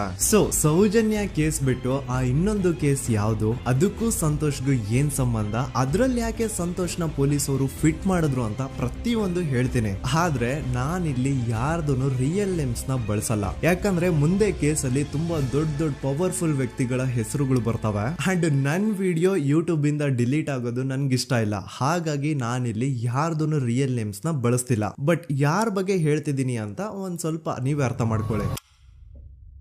ನೋಡಿ, ಧರ್ಮಸ್ಥಳದಲ್ಲಿ ಮಾಫಿಯಾ ಕೈಂಡ್ ಆಫ್ ನಡೆಸ್ತಿರುವಂತಹ ಒಂದು ವೆರಿ ಪವರ್ಫುಲ್ ಗೌಡ್ರು ಕುಟುಂಬ ಇದೆ. ಇವ್ರ ಹತ್ರ ಬೇಜನ್ ಆಸ್ತಿ, ಬೇಜನ್ ದುಡ್ಡು, ಬೇಜನ್ ಪವರ್, ಬೇಜನ್ ಇನ್ಫ್ಲೂಯೆನ್ಸ್ ಎಲ್ಲಾನು ಇದೆ. ಆ ಊರಲ್ಲಿ ಈ ಗೌಡ್ರು ಕುಟುಂಬದ್ದು ಎಷ್ಟೊಂದು ಕಂಟ್ರೋಲ್ ಇದೆ ಅಂತಂದ್ರೆ ಅವ್ರನ್ನ ಎದುರು ಹಾಕೊಳ್ಳೋರೆ ಯಾರು ಇಲ್ಲ. ಅಂಡ್ ಈ ಒಂದು ಗೌಡ್ರು ಕುಟುಂಬ ಒಂದು ಪ್ರೈವೇಟ್ ಟ್ರಸ್ಟ್ ಹೆಸರಲ್ಲಿ ಒಂದು ವೆರಿ ಪಾಪ್ಯುಲರ್ ದೇವಸ್ಥಾನನ ಸುಮಾರು ವರ್ಷಗಳಿಂದ ತಲೆ ಮಾರುಗಳಿಂದನೂ ನಡ್ಸ್ಕೊಂಡ್ ಬಂದಿರ್ತಾರ. ಅದೇ ಒಂದು ದೇವಸ್ಥಾನದಲ್ಲಿ 60 ವರ್ಷ ವಯಸ್ಸಾಗಿರುವಂತಹ ನಾರಾಯಣ ಅನ್ನೋ ಒಬ್ಬ ವ್ಯಕ್ತಿ ಮಾವುತನಾಗಿ ಕೆಲಸ ಮಾಡ್ತಿರ್ತಾನೆ. ನಾರಾಯಣ ಅವ್ರ ತಂದೆನೂ ಅದೇ ದೇವಸ್ಥಾನದಲ್ಲಿ ಮಾವುತಾಗಿ ಕೆಲಸ ಮಾಡ್ತಾ ಇದ್ರು, ಅವ್ರ ತಂದೆನೂ ಅದೇ ದೇವಸ್ಥಾನದಲ್ಲಿ ಮಾವುತಾಗಿ ಕೆಲಸ ಮಾಡ್ತಾ ಇದ್ರು. ಸೊ ಹೀಗೆ ತಲೆ ಮಾರುಗಳಿಂದ ಮಾವುತಾಗಿನೇ ನಾರಾಯಣನ ಕುಟುಂಬ ಆ ಒಂದು ದೇವಸ್ಥಾನದಲ್ಲಿ ಕೆಲಸ ಮಾಡ್ತಾ ಇರುತ್ತೆ. ಸೊ ಒಮ್ಮೆ ತುಂಬಾ ವರ್ಷಗಳ ಹಿಂದೆ ನಾರಾಯಣ ಅವ್ರ ತಂದೆ ಆ ದೇವಸ್ಥಾನದಲ್ಲಿ ಮಾವುತಾಗಿ ಕೆಲಸ ಮಾಡ್ತಾ ಇರ್ಬೇಕಾದ್ರೆ ಆಗಿನ ದೇವಸ್ಥಾನದ ಧರ್ಮಾಧಿಕಾರಿ ಆ ಮಾವುತನ ಕೆಲ್ಸದ ಮೇಲೆ ಇರುವಂತಹ ನಿಷ್ಠೆ, ಅವನ ನಿಯತ್ತು ಅಂಡ್ ತಲೆಮಾರುಗಳಿಂದ ಅವರು ದೇವಸ್ಥಾನಕ್ಕೆ ಸಲ್ಲಿಸ್ತಿರುವಂತಹ ಸೇವೆನ ಮೆಚ್ಚಿ ಆ ಧರ್ಮಾಧಿಕಾರಿ ಆ ನಾರಾಯಣ ಅವ್ರ ತಂದೆ ಆ ಮಾವುತನಿಗೆ ಒಂದು ಜಮೀನ್ ಕೊಡ್ತಾರೆ ಆಸ್ ಎ ಗಿಫ್ಟ್ ಆಗಿ. ಸೊ ಈಗ ಫ್ಲಾಶ್ ಬ್ಯಾಕ್ ಇಂದ ಒಂದ್ ಸ್ವಲ್ಪ ಮುಂದೆ ಬರುವ 2010-11ರಲ್ಲಿ ಯಾವೊಂದು ಜಮೀನ ಆಗಿನ ಧರ್ಮಾಧಿಕಾರಿ ನಾರಾಯಣ ಅವ್ರ ತಂದೆಗೆ ಆಸ್ ಎ ಗಿಫ್ಟ್ ಆಗಿ ಕೊಟ್ಟಿದ್ರು, ಈಗ ನಾರಾಯಣ ಅವ್ರ ತಂದೆ ಸತ್ ಹೋಗಿ ಆ ಒಂದು ಜಮೀನು ನಾರಾಯಣ ಹೆಸರಿಗೆ ಆಗಿರುತ್ತೆ. ಅಂಡ್ ಆಗಷ್ಟೇ ಗೊತ್ತಾಗುತ್ತೆ ಆ ಜಮೀನ ವೆರಿ ಆಪೋಸಿಟ್ ಒಂದು ದೊಡ್ಡ ಹೈವೇ ಬರ್ತಿದೆ ಅಂಡ್ ಅದರಿಂದ ಜಮೀನ ರೇಟು 10 ಪಟ್ಟು ಜಾಸ್ತಿ ಆಗುತ್ತೆ ಅಂತ. ಸೊ ಈ ವಿಷಯ ಗೊತ್ತಾಗಿ ನೋಡಿ ದಾನ ಮಾಡದಂತಹ ಧರ್ಮಾಧಿಕಾರಿ ಅಂತೂ ಸತ್ ಹೋದ್ರು, ಆದ್ರೆ ಅವ್ರ ಮುಂದಿನ ಪೀಳಿಗೆ ಅವ್ರಿಗೆ ಈ ಜಮೀನ್ ಮೇಲೆ ಕಣ್ಬಿದ್ದು ನಾರಾಯಣ ಅವ್ರ ಹತ್ರ ಆ ಜಾಗನ ವಾಪಸ್ ಕೇಳ್ತಾರ. ಆದ್ರೆ ನಾರಾಯಣ ಕೊಡಲ್ಲ. ಇಲ್ಲ ನಾನ್ ಯಾಕೆ ಕೊಡ್ಲಿ, ನಮ್ ತಂದೆಯಿಂದ ಸಿಕ್ಕಿರುವಂತಹ ಜಮೀನ್ ಇದು, ನಮ್ ತಂದೆಯ ಕೊನೆ ಗುರುತು ಇದು ನನ್ನ ಹತ್ರ ಇರೋದು, ಸೊ ಇದನ್ನ ನಾನ್ ಯಾವುದೇ ಕಾರಣಕ್ಕೂ ಬಿಟ್ಕೊಡಲ್ಲ ಅಂತ ಆ ಗೌಡ್ರು ಕುಟುಂಬನ ನಾರಾಯಣ ಎದುರು ಹಾಕೋತಾರ. ಆಗ ಗೌಡ್ರು ಕುಟುಂಬದವ್ರಿಗೆ ಕೋಪ ಬಂದು ಅವ್ರೇನ್ ಮಾಡ್ತಾರೆ ಅಂದ್ರೆ ನಾರಾಯಣ ಮನೆಗೆ ನೀರಿನ ಸಪ್ಲೈ ಇರುತ್ತಲ್ವಾ ಅದನ್ನ ಬಂದ್ ಮಾಡ್ತಾರ, ಎಲೆಕ್ಟ್ರಿಸಿಟಿ ಸಪ್ಲೈನು ಕಟ್ ಆಫ್ ಮಾಡ್ತಾರ, ಊರಲ್ಲಿರುವಂತಹ ಎಲ್ಲಾ ಚರಂಡಿಗಳನ್ನ ಕ್ಲೀನ್ ಮಾಡಿ ಆ ಕಸ ಏನಿರುತ್ತೋ ಅದನ್ನ ತಂದು ನಾರಾಯಣ ಮನೆ ಮುಂದೆ ಹಾಕ್ತಾರ. ಇಷ್ಟೇ ಅಲ್ಲ, ನಾರಾಯಣ ಅವ್ರ ಹೆಂಡತಿ ಮಕ್ಕಳು ಎಲ್ಲಾದ್ರೂ ಆಚೆ ಹೋಗ್ತಾ ಬರ್ತಾ ಇದ್ರೆ ಅವ್ರನ್ನ ಕೆಟ್ಟದಾಗ ಬೈಯೋದು, ಹೊಡ್ಕೊಳ್ಳೋದು, ಬಡ್ಕೊಳ್ಳೋದೆಲ್ಲ ಮಾಡ್ತಿರ್ತಾರ. ಇಷ್ಟೆಲ್ಲ ಆಗ್ತಾ ಇದ್ರು ಸ್ಟಿಲ್ ನಾರಾಯಣ ಮಾತ್ರ ಆ ಜಾಗನ ಬಿಟ್ಕೊಡಲ್ಲ. ಆ ಜಾಗದ್ಗೋಸ್ಕರ ನೀನ್ ಬೇಕಿದ್ರೆ ಇದನ್ನೆಲ್ಲ ಸಹಿಸ್ಕೊಂಡಿರಪ್ಪ, ನಮ್ ಕೈಲಂತೂ ಆಗಲ್ಲ ಅಂತ ನಾರಾಯಣನ ಹೆಂಡತಿ ಮಕ್ಕಳು ಅವನ್ನ ಬಿಟ್ಟು ಬೇರೆ ಊರಿಗೆ ಹೋಗ್ಬಿಡ್ತಾರ. ಈಗ ಮನೆಯಲ್ಲಿ ನಾರಾಯಣ ಅಂಡ್ 45 ವರ್ಷ ವಯಸ್ಸಿರುವಂತಹ ನಾರಾಯಣ ಅವ್ರ ತಂಗಿ ಯಮುನಾ ಅವ್ರು ಮಾತ್ರ ಇಬ್ರೇ ಇರ್ತಾ ಇದ್ರು.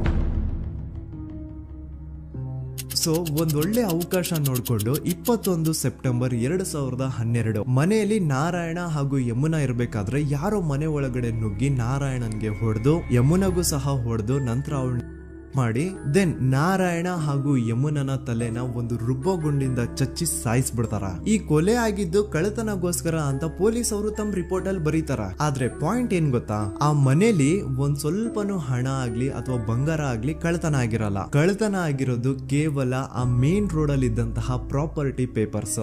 ಎಂತ ಕೋಇನ್ಸಿಡೆನ್ಸ್ ನೋಡಿ, ಯಾವ ಒಂದು ಜಮೀನಿನ ಪತ್ರ ನಾರಾಯಣ ಮನೆಯಿಂದ ಕಳ್ಳತನ ಆಗಿದ್ವೋ ಅದೇ ಒಂದು ಜಮೀನಲ್ಲಿ 10 ವರ್ಷ ಆದ ನಂತರ ಒಂದು ದೊಡ್ಡ ಹೋಟೆಲ್ ಸ್ಥಾಪನೆ ಆಗುತ್ತೆ ಅಂಡ್ ಆ ಹೋಟೆಲ್ ನ ಇನಾಗ್ರೇಷನ್ ಗೆ ಚಿಕ್ಕ ಗೌಡ್ರು ಬರ್ತಾರ. ಸೊ ಈಗೇನು ನಾರಾಯಣ ಹಾಗೂ ಯಮುನನ ಕೊಲೆ ಆಗಿದ್ಯೋ ಇದಾಗಿದ್ದು 20 ದಿನ ಆದ್ಮೇಲೆ ಸೌಜನ್ಯ ಜೊತೆ ಅಂತ ನಿರ್ದಯ ಘಟನೆ ಆಗಿದ್ದು. ಸೊ ಪೊಲೀಸ್ ಅವರು ಸೌಜನ್ಯ ಕೇಸಲ್ಲಿ ಸಂತೋಷ್ ರಾವ್ನ ಫಿಟ್ ಮಾಡೋದಲ್ದೆ ಈ ಒಂದು ನಾರಾಯಣ ಹಾಗೂ ಯಮುನಾ ಕೇಸಲ್ಲೂ ಸಹ ಸಂತೋಷ್ ರಾವ್ನೆ ಫಿಟ್ ಮಾಡಿರ್ತಾರ. ಇಲ್ಲಿ ಡೇಟ್ಸ್ ನ ಸ್ವಲ್ಪ ನೆನ್ಪಿಟ್ಕೊಳ್ಳಿ. ನಾರಾಯಣ ಹಾಗೂ ಯಮುನನ ಕೊಲೆ ಆಗಿದ್ದು 21 ಸೆಪ್ಟೆಂಬರ್ 2012 ಅಂಡ್ ಸಂತೋಷ್ ರಾವ್ ಧರ್ಮಸ್ಥಳ ಬಂದಿದ್ದು 9 ಅಕ್ಟೋಬರ್ 2012, 20 ದಿನ ಆದ್ಮೇಲೆ. ಸೊ ನಾರಾಯಣ ಹಾಗೂ ಯಮುನನ ಕೊಲೆ ಆದಾಗ ಊರಲ್ಲೇ ಇಲ್ದೆ ಎಲ್ಲೋ ಶೃಂಗೇರಿಯಲ್ಲಿ ಯಾವುದೋ ಒಂದು ಹೋಟೆಲ್ ಅಲ್ಲಿ ಕೆಲಸ ಮಾಡ್ತಿದ್ದಂತಹ ಸಂತೋಷ್ ರಾವ್ ಹೇಗೆ ಈ ಒಂದು ಕೇಸಲ್ಲಿ ಆರೋಪಿ ಆಗ್ತಾನೆ? ಸೊ ಇದೇ ಒಂದು ಪಾಯಿಂಟ್ ನ ನೋಟಿಸ್ ಮಾಡಿ ಗಿರೀಶ್ ಮುಟ್ಟಣ್ಣನವರು ಧರ್ಮಸ್ಥಳಕ್ಕೆ ಬಂದು ಸಂತೋಷ್ ನ ಲಾಯರ್ ಜೊತೆ ಡಿಸ್ಕಸ್ ಮಾಡ್ತಾರ.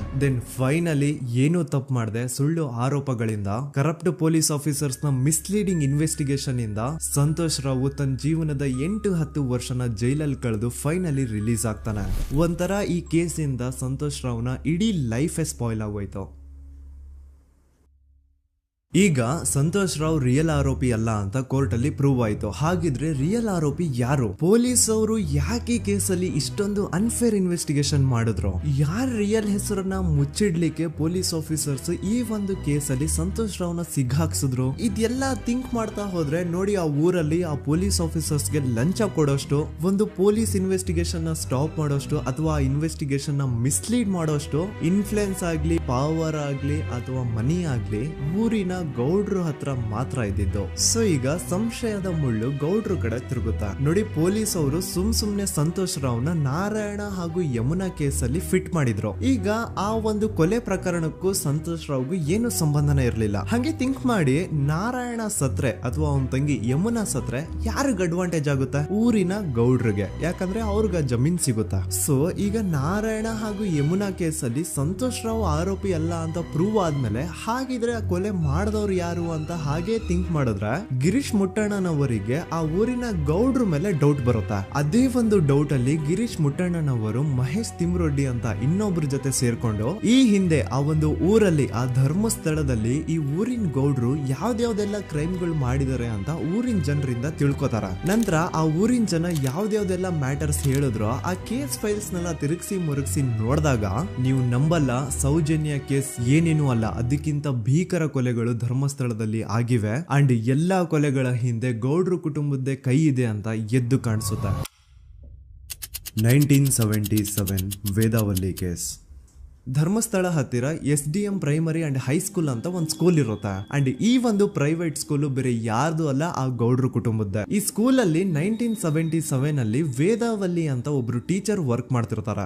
ವೇದಾವಲ್ಲಿ ಆ ಟೀಚರ್ ಜಾಬ್ಗೆ ತುಂಬಾನೇ ಓವರ್ ಕ್ವಾಲಿಫೈಡ್. ಅವರ ಕ್ವಾಲಿಫಿಕೇಶನ್ಸ್ ನ ಗಮನದಲ್ಲಿ ಇಟ್ಕೊಂಡ್ರೆ ಅವ್ರಿಗೆ HM ಅಥವಾ ಪ್ರಿನ್ಸಿಪಲ್ ನ ಪೋಸ್ಟ್ ಸಿಗ್ಬೇಕು. ಆದ್ರೂ ಸಹ ವೇದಾವಲ್ಲಿ ಆಸ್ ಎ ಟೀಚರ್ ಆಗಿನೇ ಕೆಲಸ ಮಾಡ್ಕೊಂಡು ಹೋಗ್ತಿರ್ತಾರ. ಒಮ್ಮೆ ಏನಾಗುತ್ತೆ, ಸ್ಕೂಲ್ ಅಲ್ಲಿ ಪ್ರಿನ್ಸಿಪಲ್ ನ ಪೋಸ್ಟ್ ಖಾಲಿ ಆಗುತ್ತೆ ಅಂಡ್ ಆ ಒಂದು ಪೋಸ್ಟ್ ಗೆ ಎಲ್ರು ಏನ್ ಅನ್ಕೊಳ್ತಾರೆ, ವೇದಾವಲ್ಲಿನೇ ಸೆಲೆಕ್ಟ್ ಮಾಡೋದು ಅಂತ. ಆದ್ರೆ ವೇದಾವಲ್ಲಿಯ ಕ್ಯಾಸ್ಟ್ ಬೇರೆ ಇದೆ ಅನ್ನೋ ಒಂದೇ ಒಂದು ಕಾರಣಕ್ಕೆ ಆ ಪ್ರಿನ್ಸಿಪಲ್ ನ ಪೋಸ್ಟ್ ವೇದಾವಲ್ಲಿಗೆ ಸಿಗದೆ ಬೇರೆ ಯಾರನ್ನೋ ತಂದು ಕೂರಿಸ್ಬಿಟ್ಟಿರ್ತಾರ. ಇದರಿಂದ ಟೀಚರ್ ವೇದಾವಲ್ಲಿಗೆ ತುಂಬಾ ಕೋಪ ಬಂದು ಅವ್ರ ಸ್ಕೂಲ್ ಮುಂದೆ ಪ್ರೊಟೆಸ್ಟ್ ಮಾಡೋದ್ ಸ್ಟಾರ್ಟ್ ಮಾಡ್ತಾರ. ಅಂಡ್ ಈ ವಿಷಯ ಸ್ಕೂಲ್ ನ ಓನರ್ಸ್ ಗೆ ಇಷ್ಟ ಆಗಲ್ಲ. ಸೊ ಅವರು ಆ ಕೋಪನ ಹಾಗೆ ಮನ್ಸಲ್ಲಿ ಇಟ್ಕೊಂಡಿರ್ತಾರ.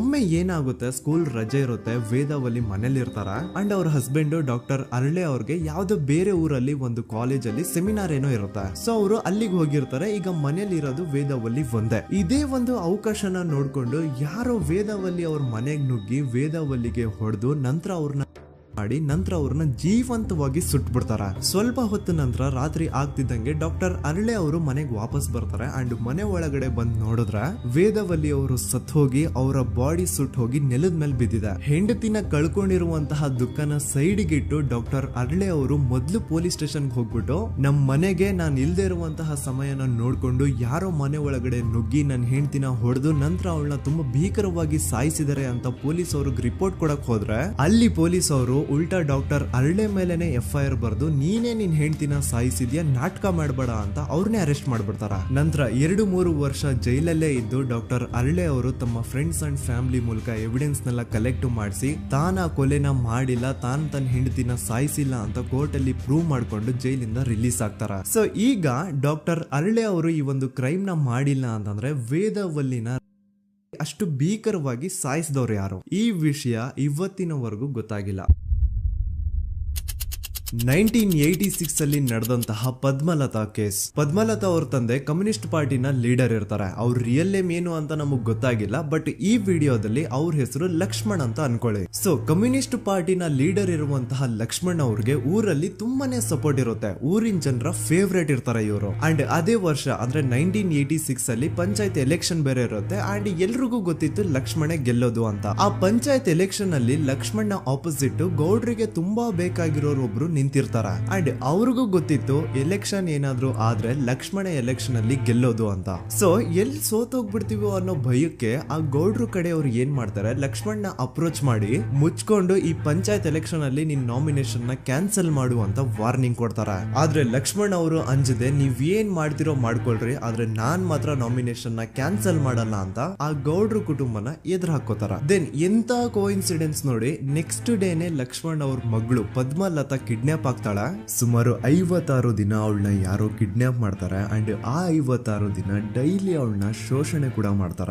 ನಂತರ 56 ದಿನ ಆದ್ಮೇಲೆ ಪದ್ಮಲತನ ಬಾಡಿ ನೇತ್ರಾವತಿ ನದಿಲಿ ತೇಲ್ತಾ ಸಿಗುತ್ತಾ. ಆಸ್ ಎಕ್ಸ್ಪೆಕ್ಟೆಡ್ ಈ ಕೇಸಲ್ಲೂ ಪೊಲೀಸ್ ಅವ್ರ ಕಡೆಯಿಂದ ಪ್ರಾಪರ್ ಇನ್ವೆಸ್ಟಿಗೇಷನ್ ಆಗಲ್ಲ ಅಂಡ್ ಯಾರ್ ಪದ್ಮಲತನ ಕಿಡ್ನಾಪ್ ಮಾಡಿದ್ರು, ಯಾರು ಅವಳನ್ನ 15 ದಿನವರೆಗೂ ಶೋಷಣೆ ಮಾಡಿ ನಂತರ ಅವಳನ್ನ ಅಷ್ಟು ಭೀಕರವಾಗಿ ಸಾಯಿಸಿದ್ರು ಅಂತ ಇವತ್ತಿನ ದಿನದವರೆಗೂ ಗೊತ್ತಾಗಿಲ್ಲ. ಮತ್ತೆ ನಮಗೆ ಗೊತ್ತಾದದು 22ಕ್ಕೆ ಸ್ಕೂಲ್ ಡೇ 56 ದಿನ ಕಳೆದು ಹೊಳೆಯಲ್ಲಿ ಏನೋ ಒಂದು ಕೇಳಿ ಪೊಲೀಸಿನವರು ಬರುವಾಗ ಬಂದು ಹೇಳುವಾಗ ನಮಗೆ ಗೊತ್ತಾದ. ಅವರು ನನ್ನನ್ನು ಕರ್ಕೊಂಡೋಗಿ ಅಲ್ಲಿ ಹೋಗಿದೆ. ಇನ್ನೊಂದು ಲಾಸ್ಟ್ ಕೇಸ್ ಇದೆ, ಇದು ಅರ್ಲಿ 2000 ಅಲ್ಲಿ ನಡೆದಿರೋದು. ಇವ್ರದ್ದು ಅಷ್ಟಾಗಿ ಡೀಟೇಲ್ಸ್ ನಾನು ಹೇಳಲ್ಲ, ಜಸ್ಟ್ ಮೇಲ್ ಹೇಳ್ತೀನಿ. 2000 ಇಸ್ವಿಯಲ್ಲಿ ಧರ್ಮಸ್ಥಳದಲ್ಲಿ 2 ಫಿನಾನ್ಸ್ ಬ್ಯಾಂಕ್ ಇರ್ತಾವೆ. ಒಂದು ಅಗೇನ್ ರಿಯಲ್ ನೇಮ್ ತಗೊಳ್ಳೋದು ಬೇಡ, ಲೈಕ್ ಜಸ್ಟ್ ಸಹಕಾರ ಗ್ರಾಮೀಣ ಬ್ಯಾಂಕ್ ಅನ್ಕೊಳ್ಳಿ. ಅಂಡ್ ಇನ್ನೊಂದು ಬಂದ್ಬಿಟ್ಟು SDM ಫೈನಾನ್ಸ್ ಪ್ರೈವೇಟ್ ಲಿಮಿಟೆಡ್. ಈ SDM ಫೈನಾನ್ಸ್ ಪ್ರೈವೇಟ್ ಲಿಮಿಟೆಡ್ ಬಂದು ಗೌಡ್ರು ಕುಟುಂಬ ಅವ್ರಿಗೆ ಸೇರಿದ್ದು. ಆ ಕಡೆ ಇವ್ರ ಆಪೋಸಿಟ್ ಏನದು ಗ್ರಾಮೀಣ ಬ್ಯಾಂಕ್ ಇತ್ತು, ಅದರಲ್ಲಿ ಒಬ್ಬ ಮ್ಯಾನೇಜರು ಬಡವ್ರಿಗೆ ಸಹಾಯ ಆಗ್ಲಿ ರೈತರಿಗೆ ಸಹಾಯ ಆಗ್ಲಿ ಅಂತ ತುಂಬಾ ಕಡಿಮೆ ಬಡ್ಡಿಗೆ ಲೋನ್ ಕೊಡ್ತಿರ್ತಾನೆ. ಇದ್ರಿಂದಾಗಿ ಧರ್ಮಸ್ಥಳದಲ್ಲಿ ಆಲ್ಮೋಸ್ಟ್ ಎಲ್ಲಾ ಕಸ್ಟಮರ್ಸ್ ಆ ಗ್ರಾಮೀಣ ಬ್ಯಾಂಕ್ ಕಡೆಗೆ ಹೋಗ್ತಿರ್ತಾರೆ. SDM ಫೈನಾನ್ಸ್ ಪ್ರೈವೇಟ್ ಲಿಮಿಟೆಡ್ ಕಡೆಗೆ ಯಾರು ಬರ್ತಿರಲ್ಲ. ಇದ್ರಿಂದ ಗೌಡ್ರಿಗೆ ಲಾಸ್ ಆಗ್ತಿರುತ್ತ. ಸೊ ಅವ್ರೇನ್ ಮಾಡ್ತಾರೆ, ಆ ಗ್ರಾಮೀಣ ಬ್ಯಾಂಕ್ ನ ಮ್ಯಾನೇಜರ್ ಏನಿದ್ನೋ ಅವನ್ಗೆ ಒಂದು ಸ್ವೀಟ್ ವಾರ್ನಿಂಗ್ ಕೊಡ್ತಾರ. ಮುಚ್ಕೊಂಡು ಇನ್ಮೇಲೆ ಇಂದ ನಿನ್ ಲೋನ್ಸ್ ಕೊಡೋದನ್ನ ನಿಲ್ಸ್ಬಿಡು. ಇನ್ ಕೇಸ್ ಲೋನ್ ಕೊಟ್ರು ನಾವ್ ಯಾವ ಇಂಟ್ರೆಸ್ಟ್ ರೇಟ್ ಗೆ ಲೋನ್ ನ ಕೊಡ್ತಾ ಇದೀವೋ ಅದೇ ರೇಟ್ ಗೆ ನೀನು ಕೊಡುವ ಅಂತ ಫೋರ್ಸ್ ಮಾಡ್ತಾರ. ಆದ್ರೆ ಆ ಗ್ರಾಮೀಣ ಬ್ಯಾಂಕ್ ನ ಮ್ಯಾನೇಜರ್ ಇದ್ಯಾವುದನ್ನು ಕಿವಿಗೆ ಹಾಕೊಳ್ಳಾರ್ದೆ ಅವ್ನ್ ಕೆಲಸ ಅವ್ನ್ ಮಾಡ್ಕೊಂಡು ಹೋಗ್ತಾನ. ದೆನ್ ಸಡನ್ಲಿ ಒಂದು ದಿನ ಬ್ಯಾಂಕ್ ಮ್ಯಾನೇಜರ್ ನ ಹೆಂಡತಿನ ಮನೆ ಒಳಗಡೆನೆ ನುಗ್ಗಿ ಯಾರು ಮಾಡಿ ತುಂಬಾ ಭೀಕರವಾಗಿ ಸಾಯಿಸ್ಬಿಡ್ತಾರ. ಇದರ ರಿಗಾರ್ಡಿಂಗ್ ಆ ಬ್ಯಾಂಕ್ ಮ್ಯಾನೇಜರ್ ಪೊಲೀಸ್ ಸ್ಟೇಷನ್ ಅಲ್ಲಿ ಕಂಪ್ಲೇಂಟ್ ಕೊಡಕ್ ಹೋದ್ರೆ ಪೊಲೀಸ್ ಅವರು ಉಲ್ಟಾ ಆ ಬ್ಯಾಂಕ್ ಮ್ಯಾನೇಜರ್ ಹೆಸರಲ್ಲೇ FIR ಬರ್ದು ನೀನೇ ನಿನ್ ಹೆಂಡತಿನ ಸಾಯಿಸಿದ್ಯಾ ಅಂತ ಅವನ್ನೇ ಅರೆಸ್ಟ್ ಮಾಡ್ಬಿಡ್ತಾರ. ನಂತರ 1-2-3 ವರ್ಷ ಆ ಬ್ಯಾಂಕ್ ಮ್ಯಾನೇಜರ್ ಜೈಲಲ್ಲಿ ಇರ್ತಾನೆ. ಅದಾದ್ಮೇಲೆ ಅವನ ಕ್ರೈಮ್ ನ ಮಾಡಿಲ್ಲ ಅಂತ ಕೋರ್ಟ್ ಅಲ್ಲಿ ಪ್ರೂವ್ ಆಗುತ್ತೆ. ಆದ್ರೆ ರಿಯಲ್ ಕ್ರೈಮ್ ಮಾಡಿದವರು ಯಾರು ಅಂತ still it's A question mark. And ಇನ್ನೊಂದು ನಾರಾಯಣ ಅಂಡ್ ಯಮುನಾ ಕೇಸ್ ಬಗ್ಗೆ ಅಂತೂ ನಾನು ಆಗ್ಲೇ ನಿಮ್ಗೆ ಎಕ್ಸ್ಪ್ಲೇನ್ ಮಾಡಿದೆ. ಸೊ ಎಂತ ಕೋಇನ್ಸಿಡೆಂಟ್ಸ್ ಗಳು ನೋಡಿ, ಯಾರೆಲ್ಲ ಆ ಧರ್ಮಸ್ಥಳದಲ್ಲಿ ಗೌಡ್ರು ಕುಟುಂಬನ ಎದುರಾಕೊಂಡಿದಾರೋ ಅವ್ರ ಜೀವನದಲ್ಲಿ ಏನೋ ಒಂದು ತುಂಬಾ ದೊಡ್ಡ ದುರಂತ ನಡೆದು ಹೋಗುತ್ತಾ. ಅಂಡ್ ಸರ್ಪ್ರೈಸಿಂಗ್ಲಿ ಅವ್ರ ಕೇಸಲ್ಲಿ ಪೊಲೀಸ್ ಅವ್ರ ಕಡೆಯಿಂದ ಪ್ರಾಪರ್ ಇನ್ವೆಸ್ಟಿಗೇಷನ್ ಆಗಲ್ಲ. ಅಂಡ್ ಯಾರ ಕ್ರೈಮ್ ನ ಮಾಡಿದ್ರು ಅಂತ ಯಾವತ್ತೂ ಹೊರಗೆ ಬರೋದೇ ಇಲ್ಲ. ಸೊ ಈ ಗೌಡ್ರು ಕುಟುಂಬದವರು ಧರ್ಮಸ್ಥಳದಲ್ಲಿ ಬೇಜನ್ ಕರ್ಮಕಾಂಡಗಳನ್ನ ಮಾಡಿದ್ದಾರೆ. ಅಂಡ್ ಅವ್ರ ಪವರ್ ಅಂಡ್ ಅವ್ರಿಗಿರುವಂತಹ ಇನ್ಫ್ಲೂಯೆನ್ಸ್ ಇಂದ ಆ ಎಲ್ಲಾ ಕೇಸ್ ನ ಮುಚ್ಚಾಕಿದ್ದಾರೆ ಅಂತ ಮಹೇಶ್ ಹಾಗೂ ಗಿರೀಶ್ ಮುಟ್ಟಣ್ಣನವರ ಹೇಳಿಕೆ ಆಗಿದೆ. ಸೊ ಗೌಡ್ರು ಫ್ಯಾಮಿಲಿನ ಟ್ರ್ಯಾಕ್ ರೆಕಾರ್ಡ್ ನೋಡಿದ್ರೆ ಧರ್ಮಸ್ಥಳದಲ್ಲಿ ಒಂದು ಹುಡುಗಿನ ರೇಪ್ ಅಂಡ್ ಮರ್ಡರ್ ಮಾಡಿ ದೆನ್ ಪೊಲೀಸ್ ಅವ್ರಿಗೆ ಲಂಚ ಕೊಟ್ಟು ಇನ್ವೆಸ್ಟಿಗೇಷನ್ ನ ಮಿಸ್ಲೀಡ್ ಮಾಡೋಷ್ಟು ಪವರ್ ಇನ್ಫ್ಲೂಯೆನ್ಸ್ ಈ ಗೌಡ್ರು ಕುಟುಂಬಕ್ಕೆ ಮಾತ್ರ ಇರೋದು. ಈಗ ಸಂತೋಷ್ ರಾವ್ ಅಂತೂ ಸೌಜನ್ಯ ಕೇಸಲ್ಲಿ ಆರೋಪಿ ಅಲ್ಲ ಅಂತ ಪ್ರೂವ್ ಆಯ್ತು. ಹಾಗಿದ್ರೆ ರಿಯಲ್ ಆರೋಪಿ ಯಾರು? ನೆನಪು ಮಾಡ್ಕೊಳ್ಳಿ, 11 ಅಕ್ಟೋಬರ್ 2012 ಸಂಜೆ 5 ಗಂಟೆ ಹಾಗೆ ಬಾಹುಬಲಿ ಬೆಟ್ಟದಲ್ಲಿ ಸಂತೋಷ್ ರಾವ್ ತನ್ನ ಪಾಡಿಗೆ ತಾನು ಸೀನರೀಸ್ ನ ಎಂಜಾಯ್ ಮಾಡ್ಕೊಂಡು ಸುಮ್ನೆ ಕೂತಿರ್ಬೇಕಾದ್ರೆ ಅವನ ಹತ್ರ 5 ಜನ ಕಿಡಿಗೇಡಿಗಳು ಬಂದು ಜಗಳ ತೆಗಿತಾರ. ಆ 5 ಜನ ಕಿಡಿಗೇಡಿಗಳು ಯಾರು ಅಂತ ನಾನು ಇಲ್ಲಿವರೆಗೂ ನಿಮ್ಗೆ ಹೇಳಿಲ್ಲ. ಸೊ ಅವರು ಬೇರೆ ಯಾರು ಅಲ್ಲ, ಚಿಕ್ಕ ಗೌಡ್ರು ಮಗ ನಿಶಾಂತ್ ಜೈನ್ ನ ವೆರಿ ಕ್ಲೋಸ್ ಫ್ರೆಂಡ್ಸ್. ಅವ್ರು ದಣಿ ಮಾಡಿರುವಂತಹ ಕ್ರೈಮ್ ಅಲ್ಲಿ ಬೇರೆ ಯಾರನ್ನಾದ್ರೂ ಸಿಗಿಸ್ಬೇಕಲ್ಲ ಅಂತ ಇವ್ರು ಬಕ್ರ ಹುಡುಕ್ತಾ ಇರ್ಬೇಕಾದ್ರೆ ಆಗ ಇವ್ರಿಗೆ ಸಿಗೋದೆ ಸಂತೋಷ್ ರಾವ್. ಅಗೇನ್ ಇನ್ನೊಂದು ಎಂತ ಕೋಇನ್ಸಿಡೆನ್ಸ್ ನೋಡಿ, ಸಂತೋಷ್ ರಾವ್ ಸೌಜನ್ಯ ಕೇಸಲ್ಲಿ ಅರೆಸ್ಟ್ ಆದ ನಂತರ ಚಿಕ್ಕ ಗೌಡ್ರು ಮಗ ನಿಶಾಂತ್ ಜೈನ್ ದೇಶನೇ ಬಿಟ್ಟು ಹೋಗ್ಬಿಡ್ತಾನೆ. ಈ ಕೇಸಲ್ಲಿ ಚಿಕ್ಕ ಗೌಡ್ರು ಮಗ ಇನ್ವಾಲ್ವ್ಮೆಂಟ್ ಇದೆ ಅಂತ ಯಾರಿಗೂ ಡೌಟೇ ಬರ್ತಾ ಇರ್ಲಿಲ್ಲ. ಡೌಟ್ ಯಾವಾಗ ಬಂತು ಅಂದ್ರೆ ಆ 5 ಜನ ಕಿಡಿಗೇಡಿಗಳು ಯಾರು ಸಂತೋಷ್ನ ಈ ಒಂದು ಕೇಸಲ್ಲಿ ಸಿಗಾಕ್ಸಿದ್ರು ಆ 5 ಜನರಲ್ಲಿ ಒಬ್ಬ ರವಿ ಪೂಜಾರಿ ಅಂತಾನು ಇರ್ತಾನೆ. ಅವನ್ಗೆ ತಾನು ತಪ್ಪು ಮಾಡಿದೀನಿ ಅಂತ ಗಿಲ್ಟ್ ಕಾಡುತ್ತೋ ಅಥವಾ ಬೇರೆ ಏನೋ ಗೊತ್ತಿಲ್ಲ. ಆದ್ರೆ ಅವನೇ ಸ್ವತಃ ಪೊಲೀಸ್ ಅವ್ರ ಹತ್ರ ಹೋಗ್ಬಿಟ್ಟು ಸೌಜನ್ಯ ಕೇಸಲ್ಲಿ ನಿಜವಾದ ಆರೋಪಿ ಸಂತೋಷ್ ಅಲ್ಲ ಕಂಡ್ರು, ಅವನ್ನ ಸುಮ್ನೆ ಸಿಗಾಕ್ಸಿರೋದಷ್ಟೇ.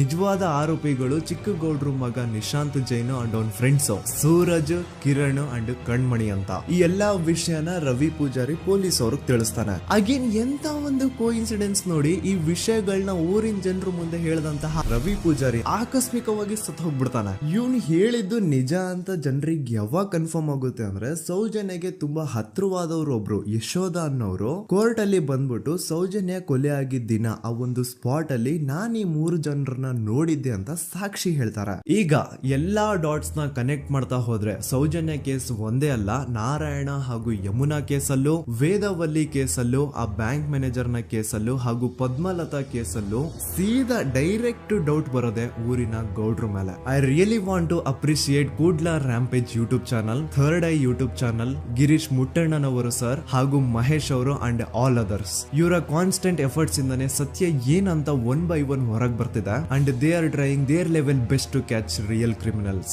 ಅಟ್ ಪ್ರೆಸೆಂಟ್ ಸೌಜನ್ಯ ಕೇಸ್ ಬಗ್ಗೆ ಅಪ್ಡೇಟ್ ಏನು ಅಂತಂದ್ರೆ ಹೈಕೋರ್ಟ್ ವರೆಗೂ ಈ ಒಂದು ಕೇಸ್ ಹೋಗಿದೆ. ಅಂಡ್ ಈ ಕೇಸ್ ಅಲ್ಲಿ ಈಗ ಇನ್ನೊಮ್ಮೆ ಮತ್ತೆ ಫ್ರೆಶ್ ಆಗಿ ರೀಇನ್ವೆಸ್ಟಿಗೇಷನ್ ಸ್ಟಾರ್ಟ್ ಆಗಬೇಕು ಅಂತ ಹೋರಾಟ ನಡೀತಿದೆ. ಸುದೂತ ಪ್ರಜೆಗಳೇ, ಇದಾಗಿತ್ತು ಸೌಜನ್ಯ ಕೇಸ್ ಬಗ್ಗೆ ನಮ್ಮ ಒಂದು ಡೀಟೇಲ್ಡ್ ವಿಡಿಯೋ. ಈ ವಿಡಿಯೋದಲ್ಲಿ ನನ್ನಿಂದ ಎಲ್ಲಾದ್ರೂ ಏನಾದ್ರೂ ಚಿಕ್ಕ ಪುಟ್ಟ ಇನ್ಫಾರ್ಮೇಶನ್ ಮಿಸ್ ಆಗಿದ್ರೆ ಅಥವಾ ಮಿಸ್ಟೇಕ್ ಆಗಿದ್ರೆ ಅದನ್ನ ದಯವಿಟ್ಟು ಕಮೆಂಟ್ ಸೆಕ್ಷನ್ ಅಲ್ಲಿ ಹೈಲೈಟ್ ಮಾಡಿ. ಈ ವಿಡಿಯೋ ಯಾವಾಗ ಯೂಟ್ಯೂಬ್ ಇಂದ ಡಿಲೀಟ್ ಆಗುತ್ತೋ ನನ್ಗಂತೂ ಗೊತ್ತಿಲ್ಲ. ಸೊ ಪ್ಲೀಸ್ ಆದಷ್ಟು ಬೇಗ ಇದನ್ನ ಎಲ್ಲಾ ಕಡೆ ಶೇರ್ ಮಾಡಿ. ಓಕೆ ಪ್ರಜೆಗಳೇ, ಇವತ್ತಿಗಿಷ್ಟು ಸಾಕು ಅನ್ಕೊಳ್ತೀನಿ. ನಾನು ನಿಮ್ಮ ದೂತ ಸಮೀರ್ MD. ಮತ್ತೆ ಸಿಗ್ತೀನಿ ನೆಕ್ಸ್ಟ್ ವಿಡಿಯೋದಲ್ಲಿ.